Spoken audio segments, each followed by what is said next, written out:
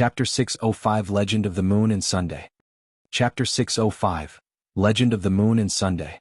Although the red-headed ghost was very knowledgeable, he had not taken the initiative to impart anything to Su Zimo during their 5 years of interaction. His sudden mention had Su Zimo intrigued. Right from the beginning, the red-headed ghost had not mentioned anything about his background. As such, Su Zimo was curious to see what the red-headed ghost could do. Su Zimo coughed gently. "Let me say first that I'm not going to learn any puny tricks that you ghosts use." At the mention of ghost, the red-headed ghost's mouth cramped up and he seemed like he was about to get angry. However, on second thought he chuckled gloatingly. At that moment, the sun had just risen. A sliver of light spilled onto the cemetery and purged away the darkness and spookiness. The red-headed ghost squinted at the rising sun from the corner of his eyes and a mysterious white glow flashed in his right eye. As time passed by, that light intensified and sunlight gushed into it endlessly, turning his right eye completely white with a bright glow. It was as though the red-headed ghost's right eye had achieved harmony with the blazing sun and fused together with it. Su Zimo glanced casually and was blinded with 2 streams of tears rolling down his face instantly. Alarmed, he closed his eyes immediately and did not dare to look any more. How scary. His eyes were extremely strong after he cultivated the mystic classic of the 12 demon kings of the great wilderness and cleared both orifices. Back in the ancient battlefield, even when the paragon of Diamond Monastery released his sect's secret skill, Enraged Diamond Gaze, Su Zimo was not affected mentally.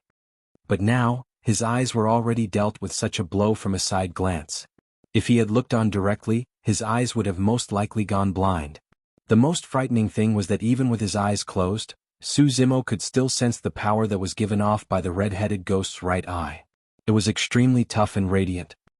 His right eye seemed to have turned into a blazing sun. Beside the red-headed ghost, Su Zimo felt like he could melt and dissipate at any moment. How could this be? A question popped into his mind. An intense scorching yang energy as such was the most effective at countering ghosts and they would want nothing more than to avoid it. How could the red-headed ghost possess such a method? Could it be that he was not a ghost? Suddenly, Su Zimo felt a sharp pain in his right eye. It was as though something was going to fall from his socket. He could not stop it even with his eyes closed. Ah! Su Zimo yelped in pain as his right eye swelled uncontrollably as though it was about to explode. His body shuddered and finally he opened his eyes, unable to hold on any longer. His right eye had turned a sinister shade of white as well. It was completely white. It was as though something was floating within and was fused with his right eye. The glow in the red-headed ghost's right eye dissipated as he glared at Su Zimo's right eye intently while nodding. Indeed. The red-headed ghost curled his finger. A jade-white cobblestone that sparkled and glowed fell out from Su Zimo's right eye and hovered in midair. The swelling sensation vanished completely. As though a weight was lifted off his shoulders, Su Zimo fell to the ground and sat limply while panting heavily. This stone? Frowning, Su Zimo recalled something. Back in the cold cesspool of Tsanglang mountain range, he encountered Tao Lord Extreme Fire with his dying breath. At that time, this stone was placed right beside Tao Lord Extreme Fire. According to Tao Lord Extreme Fire, this white stone was retrieved from a ruin but it could not be stored in a storage bag and he did not know what purpose it served either. When Su Zimo picked it up, the stone vanished bizarrely. Immediately after, he felt a sharp pain in his mind and almost fainted. Thereafter, a secret skill appeared in his mind, the Illumination Sword formation. At that time he had a hunch. It seemed like that stone had burrowed into his body. To think that it would fall out from his right eye now. The red-headed ghost held the white stone with his fingertips and rubbed it gently with a forlorn look, as though he had picked up a treasure. What's that? Su Zimo could not help but ask. Legend has it that in the depths of the universe's void currents, before life was born, everything was chaos. As time passed by, yin and yang were created from the chaos. At their extremities, the powers of extreme yang and extreme yin gathered endlessly, forming 2 terrifying existences known as the extreme yang illumination and extreme yin nether glow. The red-headed ghost's voice sounded, as though he had passed through time and was describing obscure secrets. The powers of the illumination and nether glow were so frightening that they shrouded the universe and extended through the trichiliocosm. The sun and moon of Tianhuang mainland are created from a trickle of power from the illumination and nether glow. A trickle of power? Su Zimo was shocked. Be it the sun or the moon, The power they contained was something that Su Zimo would never be able to reach given his current cultivation realm. The only way he could cultivate with the essence of the sun and moon was after he cultivated an essence spirit and turned into a fiend demon. The power of the sun and moon was extremely massive and endless. But now, the red-headed ghost was actually saying that the sun and moon above them was merely created by a trickle of power from two frightening entities. The red-headed ghost laughed. The universe void currents are so great that you can't possibly imagine them. There are a trillion other entities like Tianhuang mainland. In other words, there's also a trillion more of the sun and moon that you're seeing right now. Su Zimo was dumbfounded. Everything that the red-headed ghost said had completely unearthed all his knowledge. After pondering, the red-headed ghost continued, "Of course, those are only mystical legends that no one can verify. Or rather, those that can verify them are not in Tianhuang mainland and have already ascended to the upper world." After pausing for a moment, the red-headed ghost looked at Su Zimo deeply. That red-robed woman definitely knows about these things. Su Zimo remained silent. After looking at Su Zimo for a long time, the red-headed ghost closed in. His eyes blazed with the flames of gossip as he asked curiously, "Little monk, what's your relationship with the woman? Why did she help you so much?" After holding it in for 5 years, the red-headed ghost finally popped the question. Su Zimo was stunned. Master and disciple. On the surface, the both of them were like master and disciple. However, Su Zimo had never been taken in as her disciple officially. In the depths of his heart, he did not want to acknowledge them as master and disciple either. Friends? They couldn't be considered as that. Benefactor. Sort of. That question stumped Su Zimo for a moment. "Hurry and tell me. You're killing me." The red-headed ghost scratched his ears and cheeks impatiently. After pondering for a long time, Su Zimo said slowly, "She will be my Tao companion." The red-headed ghost shuddered with an agape mouth and his eyes widened massively. Swoosh. The jade-white stone in his hands dropped on the ground at the same time as his jaws. A moment later, he gulped and the way he looked at Su Zimo gradually changed as he praised, "Little monk, you've really got guts." Chapter 606, Illumination Eye. Chapter 606, Illumination Eye. Su Zimo pointed at the jade-white stone on the ground and asked, "What does that stone has to do with the illumination and nether glow that you mentioned?" After pondering for a moment, Su Zimo said again, "I once obtained a secret skill from that stone, the illumination sword formation. There's no mistake." The red-headed ghost nodded. "This should be the legendary illumination stone." "Illumination stone?" Su Zimo frowned. The red-headed ghost replied, "There's different sayings as to where the illumination stone came from and how it was formed. Some people theorize that it was formed from the extreme young energy of a world while others think that it's a speck of dust from illumination. However, it's undeniable that the illumination stone is related to the illumination stone. The illumination sword formation that you comprehended should be a secret skill that someone comprehended using the illumination stone." Su Zimo went deep into thought. Indeed, when he released the illumination sword formation, it was like a blazing sun and the sword cheese resembled the rays of the sun as well. The red-headed ghost continued, "The secret skill that I'm about to impart you is related to the illumination stone as well. In the past, the person who created this secret skill also comprehended it through the illumination stone, this visual technique." Visual technique. Su Zimo's eyes lit up. Visual techniques were also secret techniques used to cultivate one's eyes.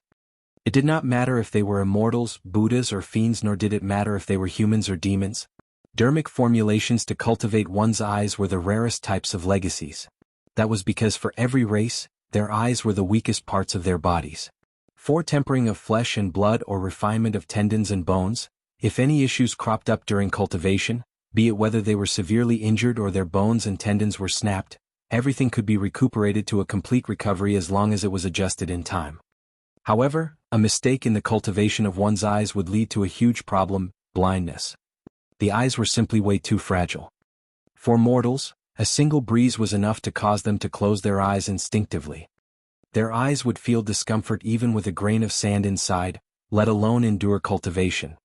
The reason why visual techniques were so rare and precious were because few people would dare to risk their eyes to try and create a secret skill. If any mishaps happened, they would go blind before their secret skills were even created.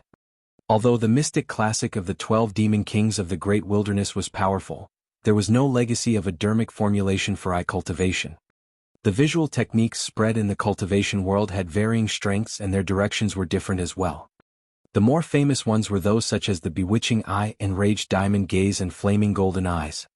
Cultivators versed in visual techniques were definitely stronger than anyone else of the same cultivation realm in terms of combat strength. That was because visual techniques were instantaneous and were the most difficult to defend against. Although it was a good thing to be able to cultivate a visual technique, there was no joy in Su Zimo's eyes. Red-headed ghost, my golden core is already crippled and I can't store any spirit energy in my body. How do I cultivate a visual technique? Su Zimo asked with a frown. The red-headed ghost waved it off casually. It's fine, you don't need spirit energy to cultivate this visual technique. There was no need for spirit energy? Su Zimo froze for a moment. At nascent soul realm, cultivators cultivated their essence spirits and could make use of dermic powers to cultivate. However, before that, they had to make use of spirit energy for any spirit art and secret skill. That was where their foundation was. How could there be a secret skill that did not require spirit energy to cultivate? Unless, it wasn't a secret skill for humans. For his demonic cultivation, Su Zimo did not require spirit energy as a foundation. Frowning, he asked, what is required to cultivate if not spirit energy? No matter the type of cultivation, energy would not appear out of thin air. Demonic cultivation required the consumption of flesh. Immortality cultivation required the absorption of spirit chi into one's body. The visual technique would definitely have to make use of something to refine both eyes. The red-headed ghost stared at the rising, heating sun not far away and said coolly, using that. Su Zimo's heart skipped a beat and a look of shock spread across his face. Cultivate his eyes by using the blazing sun? Ordinary cultivators are not able to stare at the blazing sun for prolonged periods of time. Although Su Zimo could glare at the sun after clearing his 7 orifices, it would still be akin to setting himself on fire if he wanted to make use of the energy of the blazing sun to cultivate his eyes. Initially, I did not intend on imparting this visual technique to you because the cultivation process is indeed extremely dangerous. A single mistake would cause one of your eyes to go blind. The red-headed ghost picked up the illumination stone and handed it back to Su Zimo. However, I discovered this within you. You have the illumination stone with you. As such, the success rate of cultivating this visual technique will be extremely high and your efforts will be halved. When he heard that, Su Zimo gradually came to a realization. The visual technique was comprehended by an expert of the past using the illumination stone. Now that the illumination stone was in his possession, it would be much easier to cultivate the visual technique with a significant decrease in risk. Su Zimo received the illumination stone. Similar to before, the white cobblestone vanished in his hands once more. Immediately after, he felt a sharp pain in his mind and his right eye turned milky white and sinister. A moment later it returned to normal. The blazing sun above us was formed from a trickle of energy from illumination. By making use of the blazing sun, you can nurture extreme yang energy in your eyes. The red-headed ghost said darkly, once released, that energy will be able to incinerate all living beings and destroy everything. In truth, Su Zimo could already imagine the might of the visual technique without the red-headed ghost's elaboration. Normally, demons would have to advance to the nascent soul realm and cultivate their essence spirits before they could absorb the essence of the sun and moon for cultivation purposes. But now he had only just formed his inner core. In other words, it meant that his inner core realm would already be tapping into a higher level of energy. When cultivated to its peak, this visual technique is, hee. The red-headed ghost chuckled oddly. One of your eyes will turn into a sun. Psst. Su Zimo gasped. There was a blazing sun hidden in his socket. The moment his eye was opened, a blazing sun would appear. Once released, that might be a power that even emperors wouldn't be able to withstand. Immediately after, Su Zimo remembered the doubt he had initially. Since it did not require spirit chi and made use of the sun to cultivate, rather than a human cultivation technique, it seemed more like a dermic formulation of the fiend demons. Suddenly, Su Zimo asked, Red-headed ghost, this visual technique is not a secret skill of humans, right? What do you care for? Are you going to cultivate it even if it's a secret skill of the demons? The red-headed ghost rolled his eyes and scoffed coldly.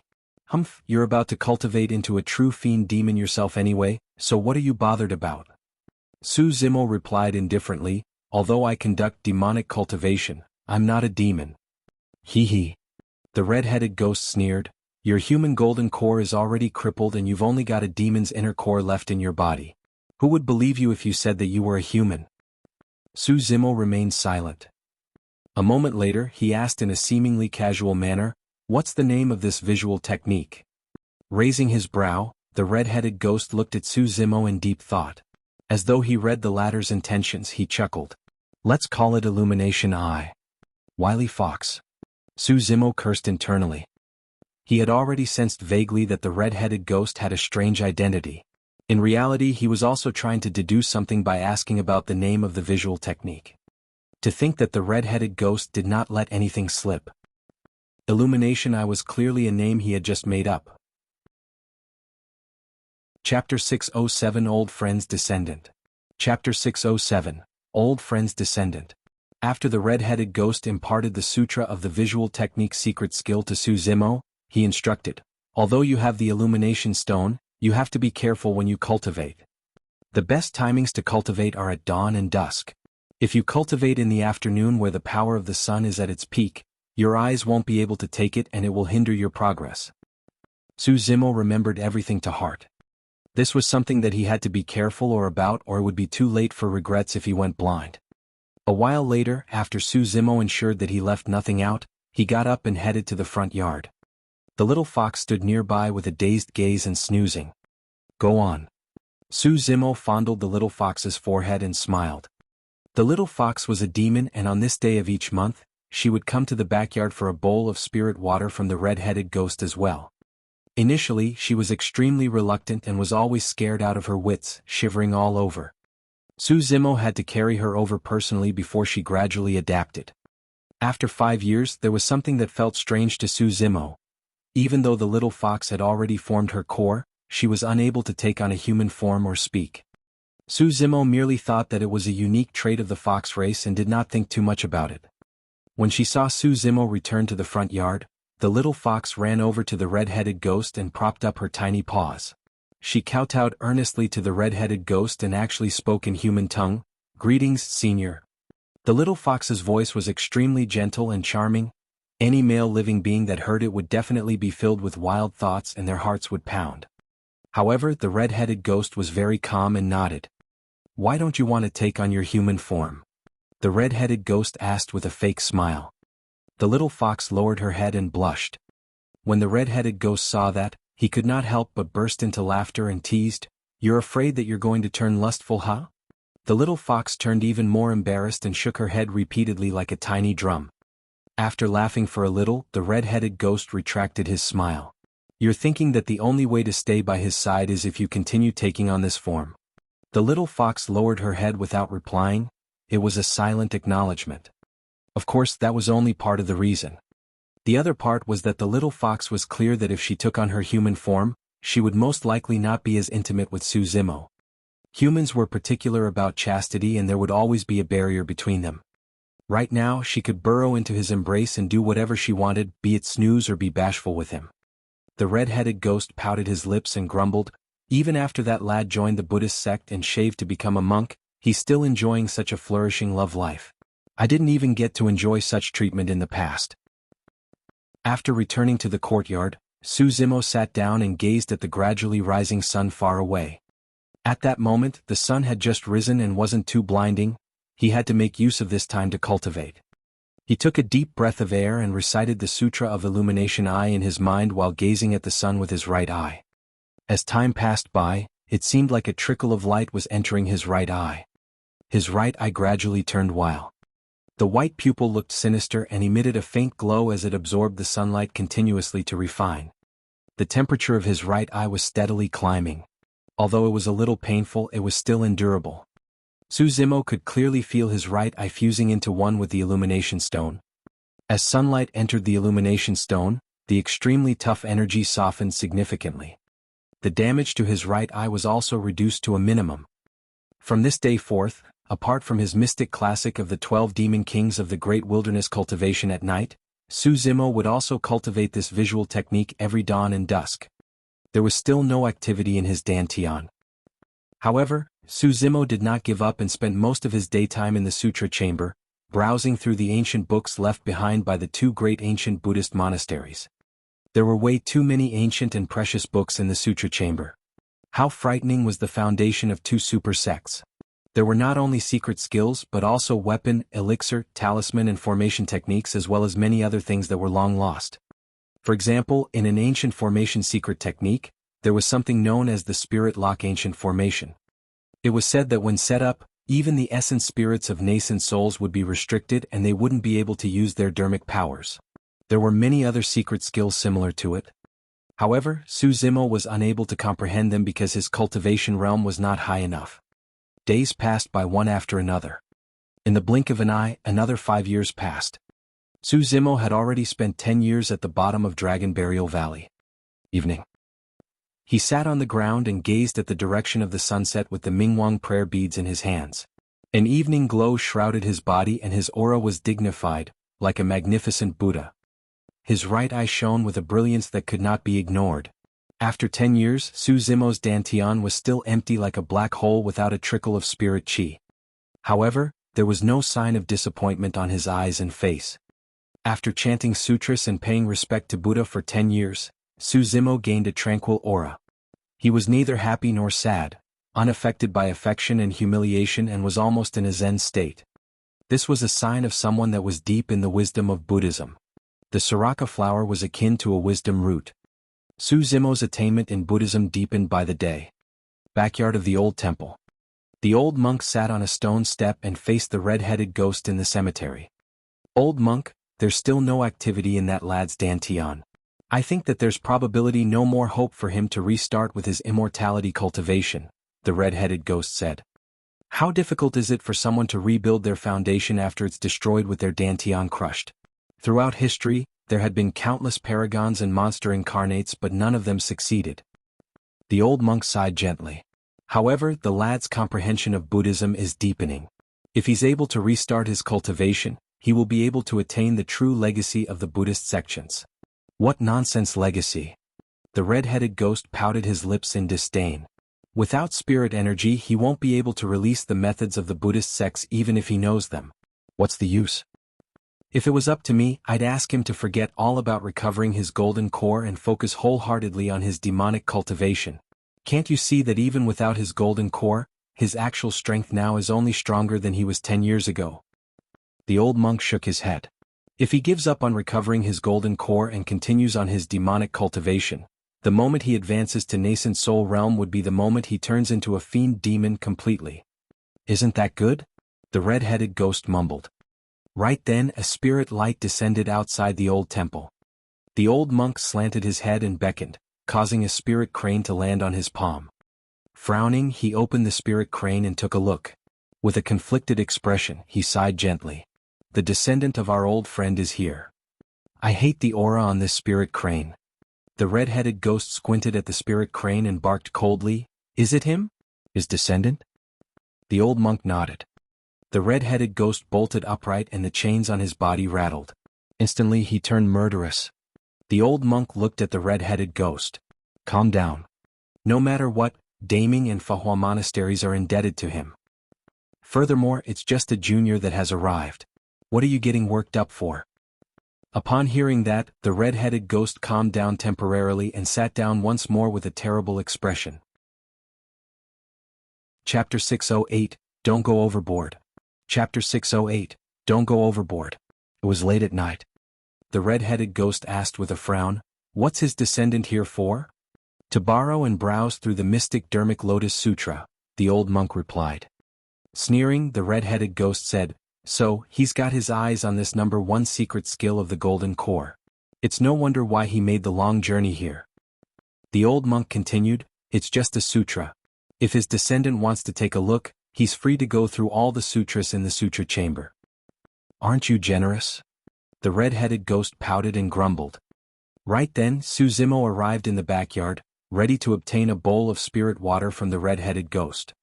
The old monk put away the spirit crane and turned to leave expressionlessly. The red-headed ghost placed the spirit water in front of him. Thereafter, he laid down with his back facing Su Zimo in silence and brooded. Su Zimo was confused and did not know what tantrum the red-headed ghost was throwing. He did not ask or think more about it. After 10 years, he had some understanding towards the red-headed ghost. There were things that the red-headed ghost would take the initiative to say even if he did not ask. There were also things that the red-headed ghost would not say anything about no matter how he pressed on. Su Zimo reared his head and drank the spirit water before taking a seat to cultivate. Not long after the old monk left the old temple, he returned. There were 2 more people around him. To be precise, one of them was human and the other was a demon. The cultivator at the front looked young and was at Golden Core Realm. He wore purple robes with sharp brows and a defined set of features. With an indifferent expression, he gave off an aura that ruled over everything around him and suppressed all things. The purple-robed cultivator's eyes flickered and everything he passed by turned still, even the air. His mere presence was enough for someone to want to give up entirely. Behind the purple-robed cultivator was a burly man that was more than 2 meters tall and filled with hair from head to toe. His chest was bare, his bones were huge and his eyes gleamed with a scarlet glow. Anyone with a sharp eye would be able to tell that although the burly man had taken on human form, he was still a demon beast. The demonic chi shrouding the burly man was extremely thick and his eyes shimmered constantly. He was definitely not a kind soul. The old temple said, "There's not much rules to this old temple. Other than the backyard where you must not step foot in, you are free to explore the other parts. You can retrieve any sutra that you wish to read as well." The purple-robed cultivator nodded and turned his gaze towards Ming Zhen. At that moment, Ming Zhen had just closed the sutra in his hands and was rising. Just as he was about to bow and greet the purple-robed cultivator, the cold voice of the latter sounded. "Hand over that sutra in your hands. Because I want to read." Ming Zhen froze momentarily. It was rare that there was someone else in the old temple. Even if this person did not say it, Ming Zhen would pass it to him automatically. But now, the tone of the purple-robed cultivator was truly detestable. It was more like an order. He stood on no courtesy at all. Ming Zhen could clearly feel that to the purple-robed cultivator, he was just ordering a servant about. Instinctively, Ming Zhen turned towards the old monk. The old monk sighed internally. After all, this was something between the younger generation. Although the purple-robed cultivator's attitude was unpleasant, it was not in his place to lecture the former. The old monk did not wish to interfere as long as both parties were not at one another's necks. The old monk returned to the majestic grand hall and closed his doors after leading the purple-robed cultivator into the old temple. "Monk, are you deaf? My master wants to read that sutra in your hands. What are you waiting for?" The hairy burly man behind the purple-robed cultivator hollered. Ming Zhen frowned. After a moment of hesitation, he handed the mystic Dermic Lotus Sutra in his hands over. The purple-robed cultivator received it with an indifferent expression without even glancing at Ming Zhen. It was as though everything was only right. Ming Zhen was not bothered by it and merely smiled before turning to pick up another sutra to read. Right then, the doors of the sutra chamber were pushed open with a loud creak. A furry little thing walked out with fiery red fur that made it look like a ball of flames. It was the little fox who had just woken up. She yawned repeatedly and raised her tiny paws to rub her sleepy eyes. With a charmingly naive look, she nearly stumbled over the step of the sutra chamber entrance. Ming Zhen smiled. The purple-robed cultivator seemed oblivious to it as his attention was focused entirely on the mystic Dermic Lotus Sutra in his hands. The more he read, the brighter his eyes lit up. When the hairy burly man behind him caught sight of the little fox, his eyes widened. The little fox shuddered and woke up. Grinning, the hairy burly man said, "Master, there's a fox chick here. I'm going to take her with me." "Yes." The purple-robed cultivator replied. "Ha ha ha ha." The hairy burly man's eyes lit up with a vile glint as he closed in on the little fox while smirking. "Little thing, where are you trying to hide?" He got even more excited when he looked at the little fox who was retreating continuously with a frightful expression. Swash. Suddenly, the hairy burly man felt his vision blur and another person appeared. Ming Zhen's palms were clasped together as he said with a deep voice, "Patron, please stop." The hairy burly man was overwhelmed by lust when his path forward was obstructed. Instantly, his expression turned extremely nasty and his eyes were filled with anger. "This fox chick is your Dao companion?" "No," Ming Zhen shook his head. "She's your spirit beast?" the hairy burly man asked again. "No," Ming Zhen shook his head. The hairy burly man straightened himself like a rod and glared down at Ming Zhen with a domineering aura, sneering, "Then why aren't you getting lost?" "No." This time round, Ming Zhen did not step back and his tone was resolute and unquestionable. "Monk, how strong are you to want to stand in my way?"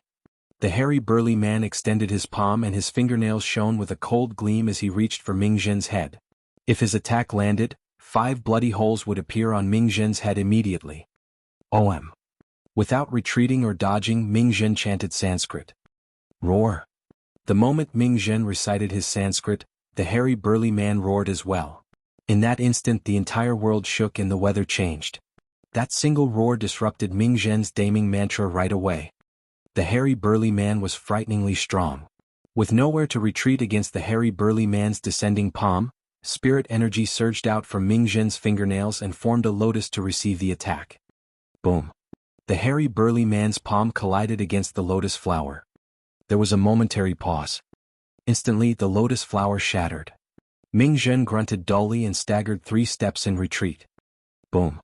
Before he could react, the hairy burly man's fist descended once more like a gigantic hammer, pummeling so violent that the void exploded. A hesitant look flashed through Ming Zhen's eyes. Right now, the most effective method would be to release a golden core phenomenon. However, the release of a golden core phenomenon was also a message to fight to the death. At the end of the day, these 2 people were brought to the monastery by his master personally. Was he really going to fight them to the death with a golden core phenomenon? In that delay, the fist of the hairy burly man had already arrived before him. Ming Zhen could only channel his bloodline and prop up both arms to defend hastily as his golden core circulated with its full might. Bang. Sent flying by the hairy burly man's fist, Ming Zhen rolled a couple of times on the ground in a wretched manner. Hee hee. The hairy burly man charged forward with a ferocious glint in his eyes, barking coldly, "How dare you stand in my way with such puny strength? Don't go overboard." Suddenly, another voice sounded from the courtyard. It was calm and tranquil, as though it had a mysterious magic that could make anyone lay down their weapons. Chapter 609, I'll discipline it for you. Chapter 609, I'll discipline it for you. Even when the hairy burly man engaged in a conflict with Ming Zhen, the purple-robed cultivator did not raise his head once. He had a calm expression and stayed out of things completely. It was as though everything was not important for him. In the eyes of the purple-robed cultivator, there was only the mystic Dharmic Lotus Sutra in his hands. However, the instant the voice rang, he frowned. This was the first time he had expressed emotions ever since he entered the old temple. After a moment of delay, the purple-robed cultivator raised his head slowly towards the voice. Unknowingly, another monk had appeared in the courtyard. Dressed in gray monk robes, he had refined features and a calm expression. His eyes shone with a clear glow, as though he could peer through all the wisdom in the universe. The moment the purple-robed cultivator caught sight of the gray-robed monk, he frowned again. His pupils constricted sinisterly. The gray-robed monk looked at him as well. Both their gazes met in midair. The purple-robed cultivator's lips curled with a playful look in his eyes. With an unchanged expression, the gray-robed monk walked to Ming Zhen and helped the latter up, patting away the dust on his body gently. Ming Zhen wiped away fresh blood from the corner of his lips and whispered, "Be careful, junior brother. This demon beast is extremely strong." The gray-robed monk was Su Zimo, who had arrived from the backyard. The instant he stepped foot into the courtyard, he saw the purple-robed cultivator. Or rather, this purple-robed cultivator would have been the first person he saw even if there were 10,000 people around. Nobody could ignore him at all. Su Zimo sensed an extreme sense of danger from the purple-robed cultivator. The instant he caught sight of this man, he felt his hairs stand on end. The only reason why he did not reveal any openings was because he had cultivated Zen and Buddhism for 10 years and had a firm mental state. Although they had not fought, Su Zimo was certain that this was the strongest golden core he ever encountered. This man was much scarier compared to Wuxia, whom he met 10 years ago. In fact, Su Zimo had a feeling that he would have definitely been defeated if he met this person 10 years ago. He would not be a match for this man even if he used all his trump cards and turned into his demon form. The purple-robed cultivator merely glanced once indifferently at Su Zimo before lowering his head to continue browsing the mystic Dharmic Lotus Sutra. That single glance was a clear warning. The hairy burly man beside him shrugged. The voice of the gray-robed monk before him seemed to have a mysterious energy that could purge away the hate in his heart, allowing him to calm down subconsciously. Uncanny. The hairy burly man roared from the depths of his throat. Monk, you want to interfere as well? The hairy burly man glared at Su Zimo fiercely and twisted his muscular neck with crackling sounds. Su Zimo did not even look at him. His gaze was still locked on the purple-robed cultivator as he smiled and asked, Patron, your pet spirit beast is hurting others and throwing a tantrum here. Aren't you going to discipline it? The purple-robed cultivator continued reading the sutra in his hands obliviously without even looking up. Ha ha ha ha. The hairy burly man roared in wild laughter. Stinky monk, you're trying to provoke my master? You really don't know what's good for you. When Su Zimo saw the purple-robed cultivator's nonchalance, he stopped smiling and said calmly, Patron, since you choose to remain silent, I'm sorry. Instantly the old temple went silent. It was as though air had gone stale. I'll discipline it for you. By the time the first word I'll was said, Su Zimo had already vanished from the spot. At the second word, discipline, Su Zimo had already arrived in front of the hairy burly man and stomped furiously on the ground, causing the world to quake with a boom. Even Ming Zhen, who was not directly involved, felt his legs wobble and shuddered for a brief moment uncontrollably, let alone the hairy burly man who was facing it directly. It was even worse for the little fox whose fragile and weak body bounced from the ground instantly. The hairy burly man's expression changed. This was way too ferocious. Earlier on he faced a calm, smiling monk. In the blink of an eye, it was like an ancient demon that was about to devour others. An overwhelming aura shrouded him. The hairy burly man felt his chest go stuffy and was unable to breathe. Although the monk looked shorter than him, he felt like he was trampled by the monk in terms of aura. At the third word Su Zimo extended his massive palm and his flesh expanded, blanketing the skies as it descended. There was a terrifying aura as though all living beings were about to be suppressed by his palm. Although there was no spirit energy, that hand seal was the first form of the demon-subduing seal. It was an innate counter to demon beasts. Ah! The hairy burly man roared in rage and the blood chi in his body rumbled. Baring his menacing fangs, he crossed his muscular arms and propped it upwards in defense. Boom! There was a deafening sound. The aura between the two of them was chaotic. The moment they made contact, the expression of the hairy burly man changed and he felt a terrible pain in his arms, as though they were about to snap. Although Su Zimo was only using one hand, the hairy burly man felt an apocalyptic power surging through like the crush of a tidal wave. It was unstoppable. At that moment Su Zimo had just said the fourth word. The hairy burly man's inner core circulated wildly and his demonic chi burst forth. All his tendons and bones rang and his fur and flesh expanded rapidly. His body was transforming swiftly as he revealed a menacing expression. Unable to withstand it, the hairy burly man's reaction was extremely fast and he revealed his true form immediately. Although demon beasts could take on human form after they formed a core, they could only release their true strength upon returning to their true form. The rise in combat strength would be at least 30%. It's a Tao Wu. Ming Zhen could not help but exclaim softly in surprise when he saw the hairy burly man's true form. The Tao Wu was one of the primordial ferocious beasts. There were many types of demon beasts and their strength was mostly determined by their bloodlines. Among them, pure-blooded ferocious beasts were the strongest. However, even among pure-blooded ferocious beasts, there were stronger and weaker ones. The Tao Wu was among the strongest and most terrifying of the pure-blooded ferocious beasts with immense strength. In the primordial era, they reigned domineeringly in Tianhuang mainland and were extremely violent. At this phase, the true form of a Tao Wu was at least 100 feet tall. But now, against Su Zimo's blanketing palm, the Tao Wu's body looked like it was suppressed by a gigantic mountain and could not grow more than 10 feet. Finally the Tao Wu panicked. It realized that the difference in strength between the two of them was too great. Even with his true form, he could not fight this monk before him head-on. Su Zimo's final word was spoken. Snap. Against the suppression of the terrifying strength, the Tao Wu's arms were crushed by Su Zimo's palm. Su Zimo's palm descended upon the Tao Wu's head and pushed down fiercely. Boom. Su Zimo pushed against the Tao Wu's head and thrust it into the ground. Instantly, a big hole caved into the ground with fresh blood splattering everywhere. The Tao Wu's face was messed up with flesh and blood. I'll discipline it for you. Although the entire process seemed slow right from the moment Su Zimo moved till the Tao Wu's head was buried, in reality, all it took was a single sentence. By the time Su Zimo's final word was spoken, the Tao Wu was already unconscious. 10 years of dormancy. Su Zimo had focused wholeheartedly on Buddhism, and his violent streak had diminished significantly while his mental state had turned much calmer. That was the reason why he did not strike directly even after witnessing the Tao Wu bully the little fox and injure Mingzhen. However, he was Su Zimo after all. Decisive to kill.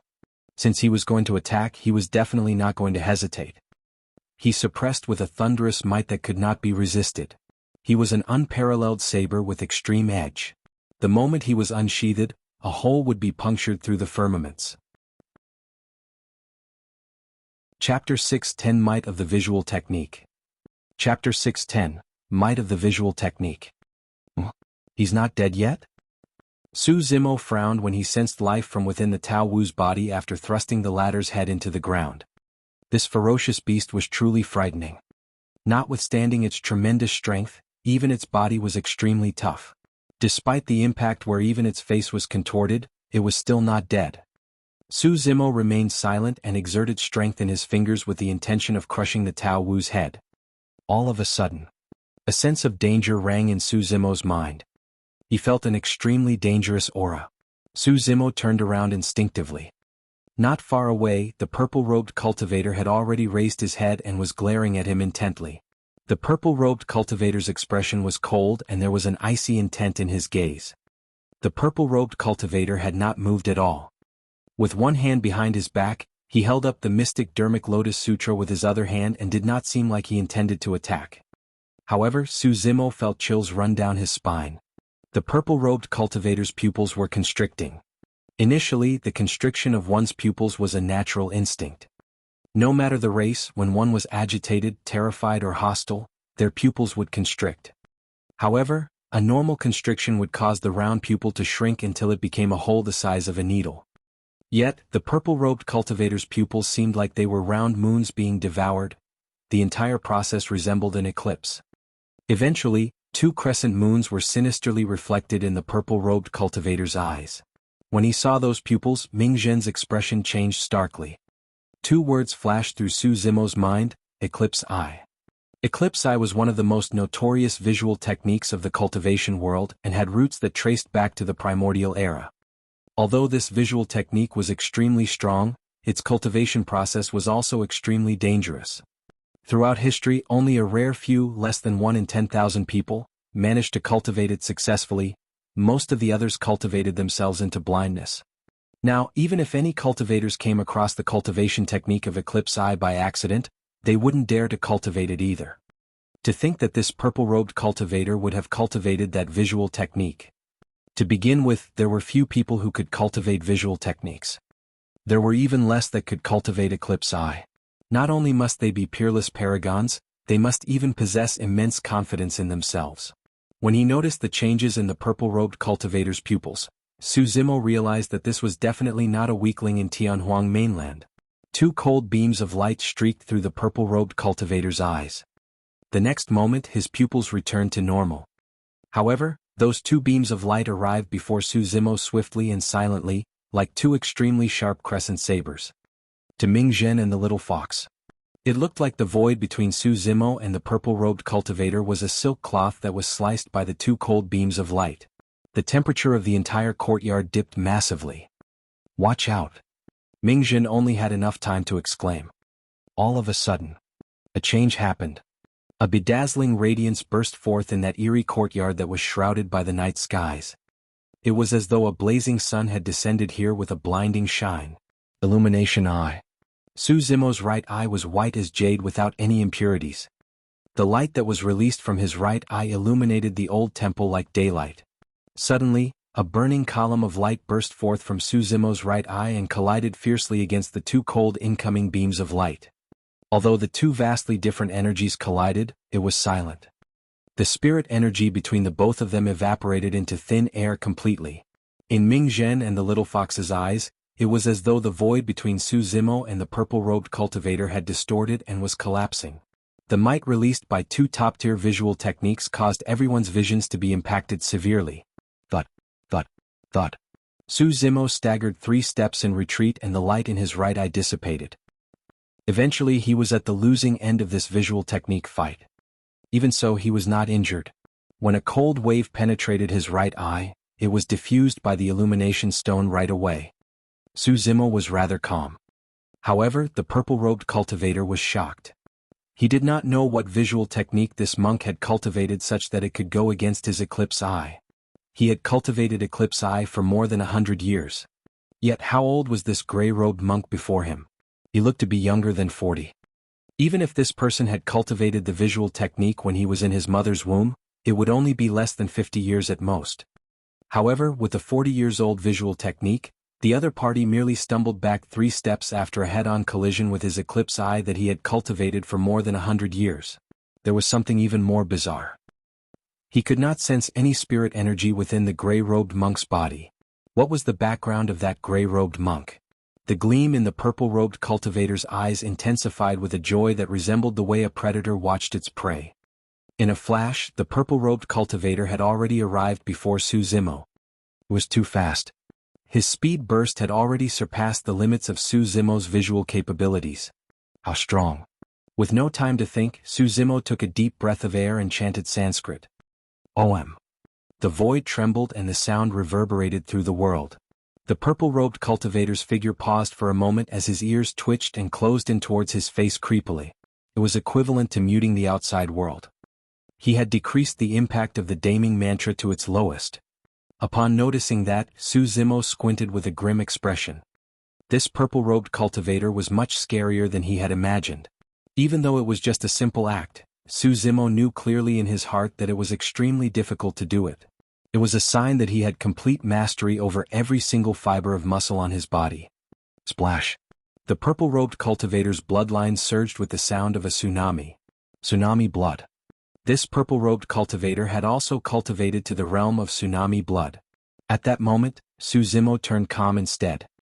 When he saw that the purple-robed cultivator could shut his ears at will, he had already guessed that this man may have cultivated to the tsunami blood realm. The purple-robed cultivator had a domineering aura and swung his arms like a steel whip, crushing down onto Su Zimo's head viciously. An evil gust of wind howled. A tragic aura shrouded the air. Splash! Su Zimo's body echoed with the same sound of tsunami. In the eyes of Ming Zhen and the little fox, the fight between these two was like a collision between 2 oceans where each threatened to devour the other. Their bloodlines were way too terrifying. Su Zimo's body bent over and one of his knees seemed to buckle as he propped up both hands. It looked like he was bowing down in submission to the purple-robed cultivator and delivering an immortal fruit. Compared to the descent of the purple-robed cultivator's steel whip, Su Zimo's stance looked ordinary without any aura. However, the purple-robed cultivator's expression changed starkly. He had sensed an immense killing intent. Bang! His right arm collided against Su Zimo's palms. The collision of their flesh did not have any shockwave. Instead, it was dull and solid. Prior to this, any cultivator that met with this attack would be severely injured with their bones and tendons snapped even if they did not die. But now, not only has the purple-robed cultivator failed to suppress Su Zimo with that slam, he even felt his arm being repelled with a massive opening revealed at his chest area. Chapter 611 World Cleansing Green Lotus. Chapter 611 World Cleansing Green Lotus. For most cultivators, that was an almost instantaneous opening that was difficult for them to capitalize on. However, the purple-robed cultivator's opponent was Su Zimo. With a killing move from the mystic classic of the 12 demon kings of the great wilderness, he flung away the purple-robed cultivator's arm. Su Zimo's motion did not stop at all and that initially bent-over body of his spread open all of a sudden. Crackle. His tendons moved and his bones shook. Boom. His foot stomped heavily on the ground, causing the earth to quake. With the repulsion force, Su Zimo reached out with a pair of defined arms with muscles that were knotted together with a metallic luster. His fingers opened up and he reached out for the purple-robed cultivator's shoulders. At the same time, Su Zimo buckled his knees and thrust. His entire body was like a divine steed that was galloping over with a ferocious momentum. After sanguine ape fruit offering, he made use of the rebound strength of his body as well as the flexibility of his tendons to release plow heaven stride and shift the momentum to his side to follow up with divine steed dismemberment. The entire process was fluid as water without any sluggishness. Instantly, an extremely tragic aura was released with that charge.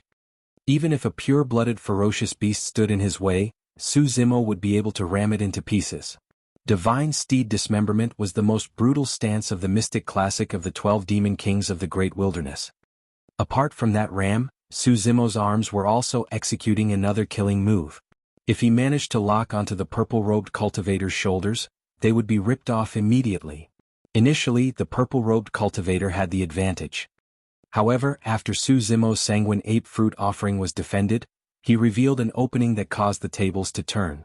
The purple-robed cultivator's expression changed slightly at the sight of Su Zimo charging over. He gripped his fists and the joint of his middle finger protruded slightly as he thrust towards Su Zimo's palms. At the same time, the purple-robed cultivator leaned back and raised his feet to defend against Su Zimo's knee. Piak, piak. Their fists and palms met and they shuddered. Bang. Immediately after, Su Zimo's knee rammed against the purple-robed cultivator's foot viciously.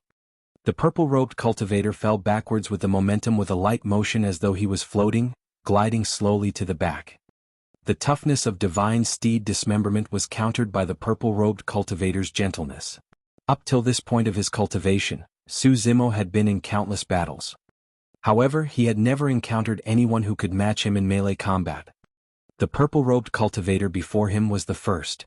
The purple-robed cultivator floated in midair and after a slight pause, he lunged forward once more with a killing intent in his eyes. Boom. The purple-robed cultivator threw a punch. A resounding bang echoed in the air. The purple-robed cultivator's black hair spread apart and his eyes shone brightly, as though he was about to fuse with the environment. That punch possessed the force of the universe and was invincible. Splash. Su Zimo did not avoid or retreat and allowed his bloodline to rumble within his body. His momentum had already climbed to its peak. Melee combat was the most dangerous. A single mistake could lead to death on the spot. Even against that seemingly invincible punch of the purple-robed cultivator, Su Zimo did not choose to retreat and the fierceness in his eyes flashed with a soaring battle intent. Ha! Su Zimo started with a roar and strode forward against the tremendous pressure. As he swung his arm, the green veins on it pulsated and his fist expanded to twice its size. His fist was like a gigantic green-black seal that was descending from the skies. Both their gazes were resolute and unshakable. Boom. Their fists collided against one another. The entire void went still. Ming Zhen and the little fox heard a jarring sound in their ears. Both men had fractures in their fists. Both parties suffered losses. The purple-robed cultivator narrowed his eyes with the flames of rage burning in them. In all these years, there had never been another cultivator of the same realm who could injure him. He hadn't expected himself to get injured in this dilapidated and unassuming old temple. Su Zimo was expressionless. He had not expected to suppress the purple-robed cultivator with that punch to begin with. After the punch, Su Zimo's palm went soft as though it had no strength and landed on the purple-robed cultivator's arm like a flexible bull's tongue. The purple-robed cultivator was alarmed and felt his scalp prickle. Boom. Without thinking twice, the spirit energy within his body surged and converged into his arm. Su Zimo's palm coiled, trembled and yanked. Shing. The purple-robed cultivator's robes were torn entirely, turning into pieces of cloth that floated in midair. Both of them repelled instantly upon contact. Although the purple-robed cultivator's arm was perfectly fine, it trembled slightly as though it had endured a massive impact. Fortunately, he had reacted fast enough and channeled both his bloodline and spirit energy. Otherwise, his arm would have very likely been snapped with that attack. Courting. Death. The purple-robed cultivator's expression darkened instantly as he glared at Su Zimo, saying slowly. His entire aura changed all of a sudden and a shuddering energy shockwave surrounded him. It was a golden core phenomenon. Although Su Zimo had no spirit energy, he was extremely sharp towards the power of phenomenons. It was clear that the purple-robed cultivator no longer wanted to waste time with Su Zimo after suffering a slight loss. He was prepared to use his golden core phenomenon to kill the latter. Su Zimo had a calm expression. If the purple-robed cultivator released his golden core phenomenon, it would mean that there was no way to return and the two of them were going to fight to their deaths. At that time he would not require any reservations and would circulate his inner core to fight with his demon form. Su Zimo's combat strength would increase in his demon form. However, even then he was not confident that he would be able to suppress this purple-robed cultivator. This person's golden core phenomenon was frightening and could very well exceed his imagination. Junior brother, don't fret. I'll help you. Right then, Ming Zhen braved the mighty force field between the two of them and arrived beside Su Zimo. His eyes were clear and a terrifying energy fluctuation shrouded him as well. Ming Zhen knew about Su Zimo's Dantian and knew that the latter couldn't conjure a golden core phenomenon because he had no spirit energy. As such, he rushed over, intending to help Su Zimo defend against the golden core phenomenon of the purple-robed cultivator. The purple-robed cultivator's gaze shone brightly as he focused his attention on Ming Zhen. Su Zimo glanced slightly sideways as well. A pristine jade flower bud appeared behind Ming Zhen, pure, flawless and dotted with dew. The flower bud swayed gently with a mysterious glow that purged away the darkness as though it could cleanse every single bit of evil in this world. The green flower bud was going to blossom at any moment. World-cleansing green lotus. The legendary and lost world-cleansing green lotus was actually at the bottom of the Dragon Burial Valley and was now coming from this unassuming little monk. Before the world-cleansing green lotus was lost, it was ranked relatively high on the phenomenon ranking. The ancient green lotus swayed with a bright glow and could cleanse all the sins in the world. This was a top 10 ranking phenomenon. In reality, be it in terms of cultivation realm, mastery of spirit arts and secret skills or strength, Ming Zhen was not weak. In fact, he was much stronger than most of the paragons that Su Zimo had seen before. However, what Ming Zhen lacked was the experience of engaging a powerful foe in a death bout. He spent his days cultivating at the bottom of the valley isolated from the rest of the world and did not have the chance to fight with others, let alone experience the brink of death. The combat strength that was commonly referred to was in reality not the actual strength of the cultivator, but the amount of strength they could produce. If someone could only unleash 30% of his actual strength, his combat strength would also merely just be 30%. In reality, Ming Zhen's strength was enough to suppress the Tao Wu. However, he was the one injured in the fight against the Tao Wu. This was the reason behind it. Chapter 612 Diyin. Chapter 612, Diyin. Amitabha. The doors of the Grand Hall were pushed open accompanied by a Buddhist proclamation as an old monk with long brows that fell from both sides of his face walked forth. He had hazy eyes and said gently, "Ming Zhen, these are guests from afar. Remove your phenomenon." Ming Zhen nodded. The ferociousness in Su Zimo's eyes faded as well.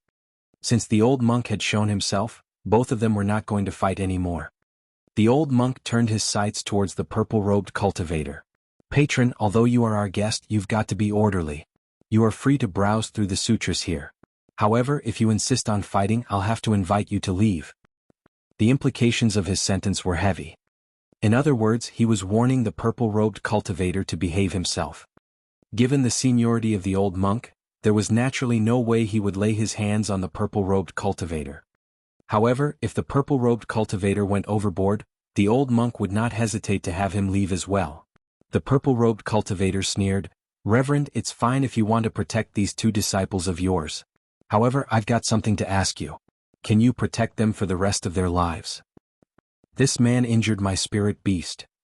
The purple-robed cultivator pointed to Su Zimo, who was not far away, with a cold expression and said coolly, "You can protect him today. However, I'd advise you to keep him in the valley. He had better spend his entire life hiding at the bottom of this Dragon Burial Valley. If I come across him outside, I'll have him hand over his head." The fact that the purple-robed cultivator made this remark in the face of the old monk was proof of his confidence. The old monk remained silent. Ming Zhen could not hold it in and refuted, "Your spirit beast was the one that provoked us first and wanted to take the little fox away. How can you be so self-righteous when you were the one in the wrong? Aren't you unreasonable?" "You want to talk about reason?"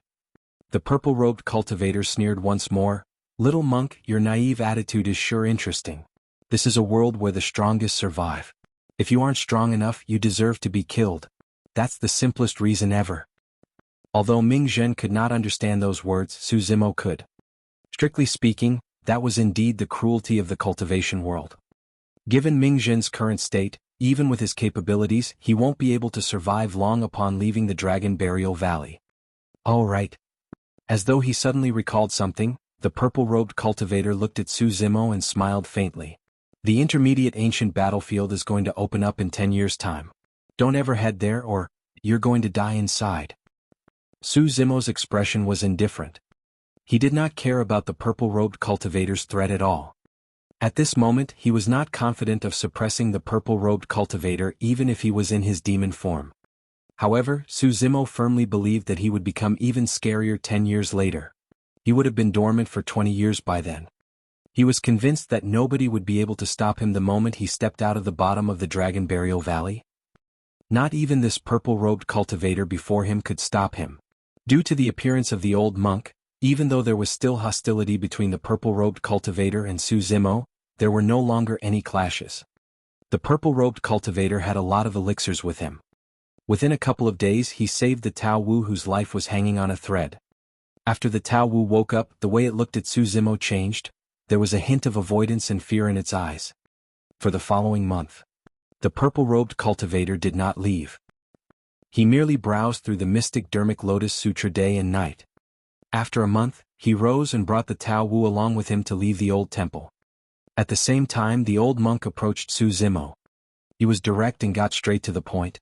"Are you intending to enter the ancient battlefield 10 years later?" "Yes." Su Zimo nodded and did not lie. Given his cultivation realm, and under the circumstances where he wanted to take his elder brother, Su Hong, with him to leave the north region, that was the best solution.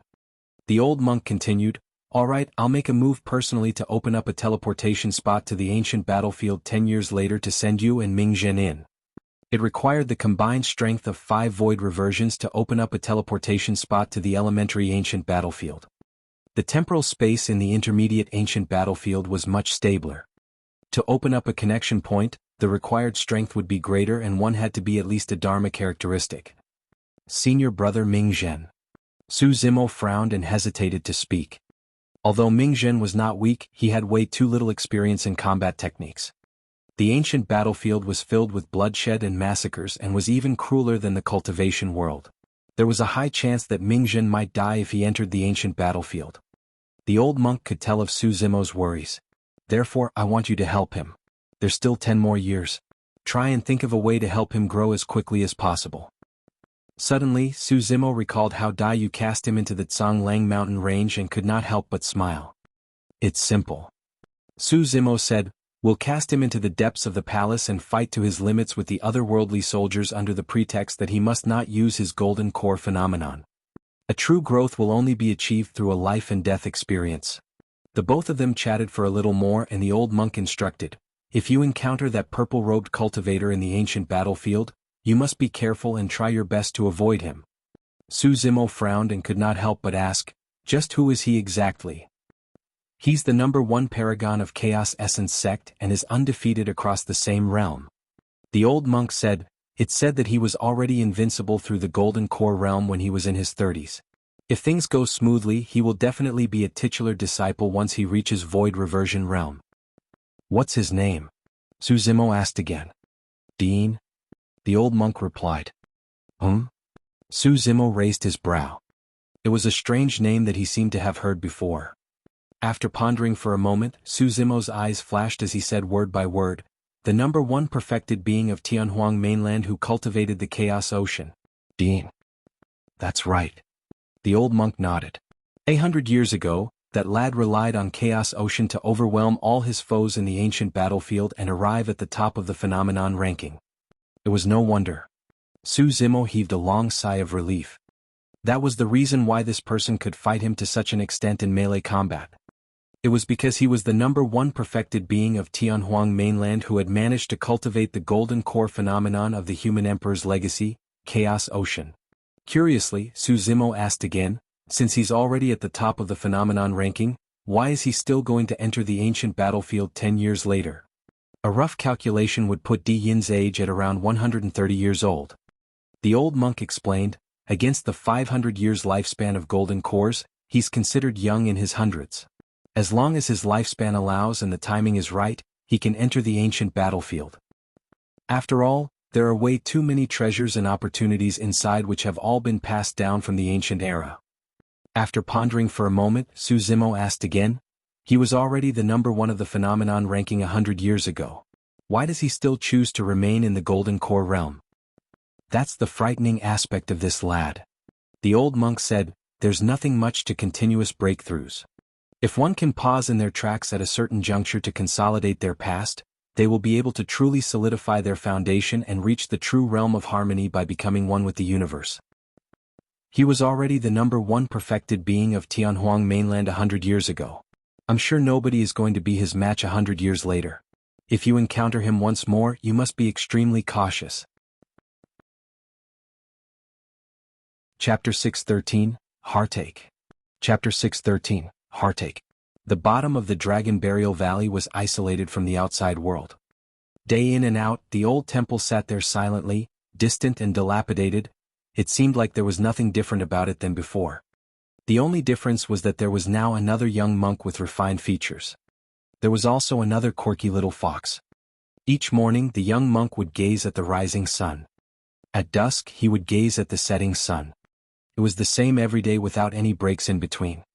The eyes of the young monk turned increasingly brighter. Of course, for the most part of the day, the young monk would choose to browse through sutras and comprehend Zen and the Tao in the sutra chamber. Against a green lantern and ancient Buddha statue, he sat on a praying mat with a sutra gently propped on his hand with a calm expression and in a tranquil state. Beside him, a red little fox squatted quietly without moving. At night, the young monk would head to the backyard of the old temple. In the eerie cemetery, the sounds of dragons, tigers and endless beasts roaring would sound till daybreak before subsiding. Day after day, year after year.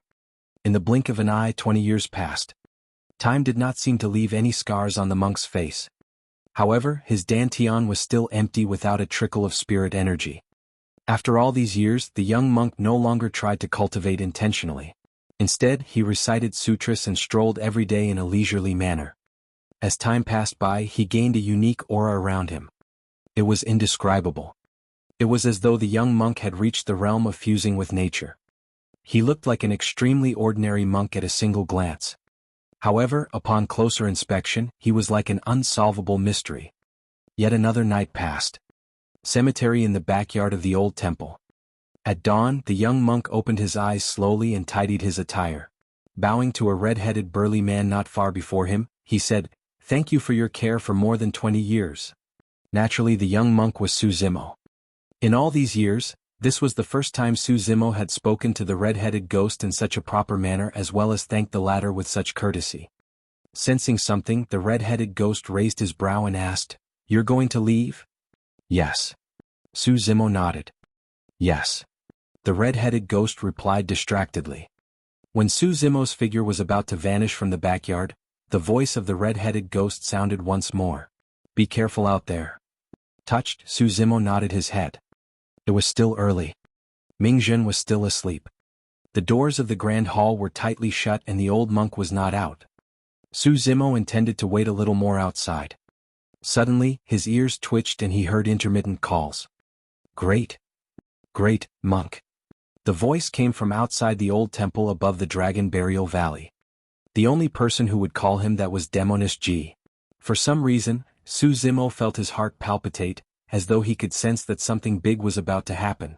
In his past 20 years of studying Buddhism and Zen, he had never experienced such emotional fluctuation.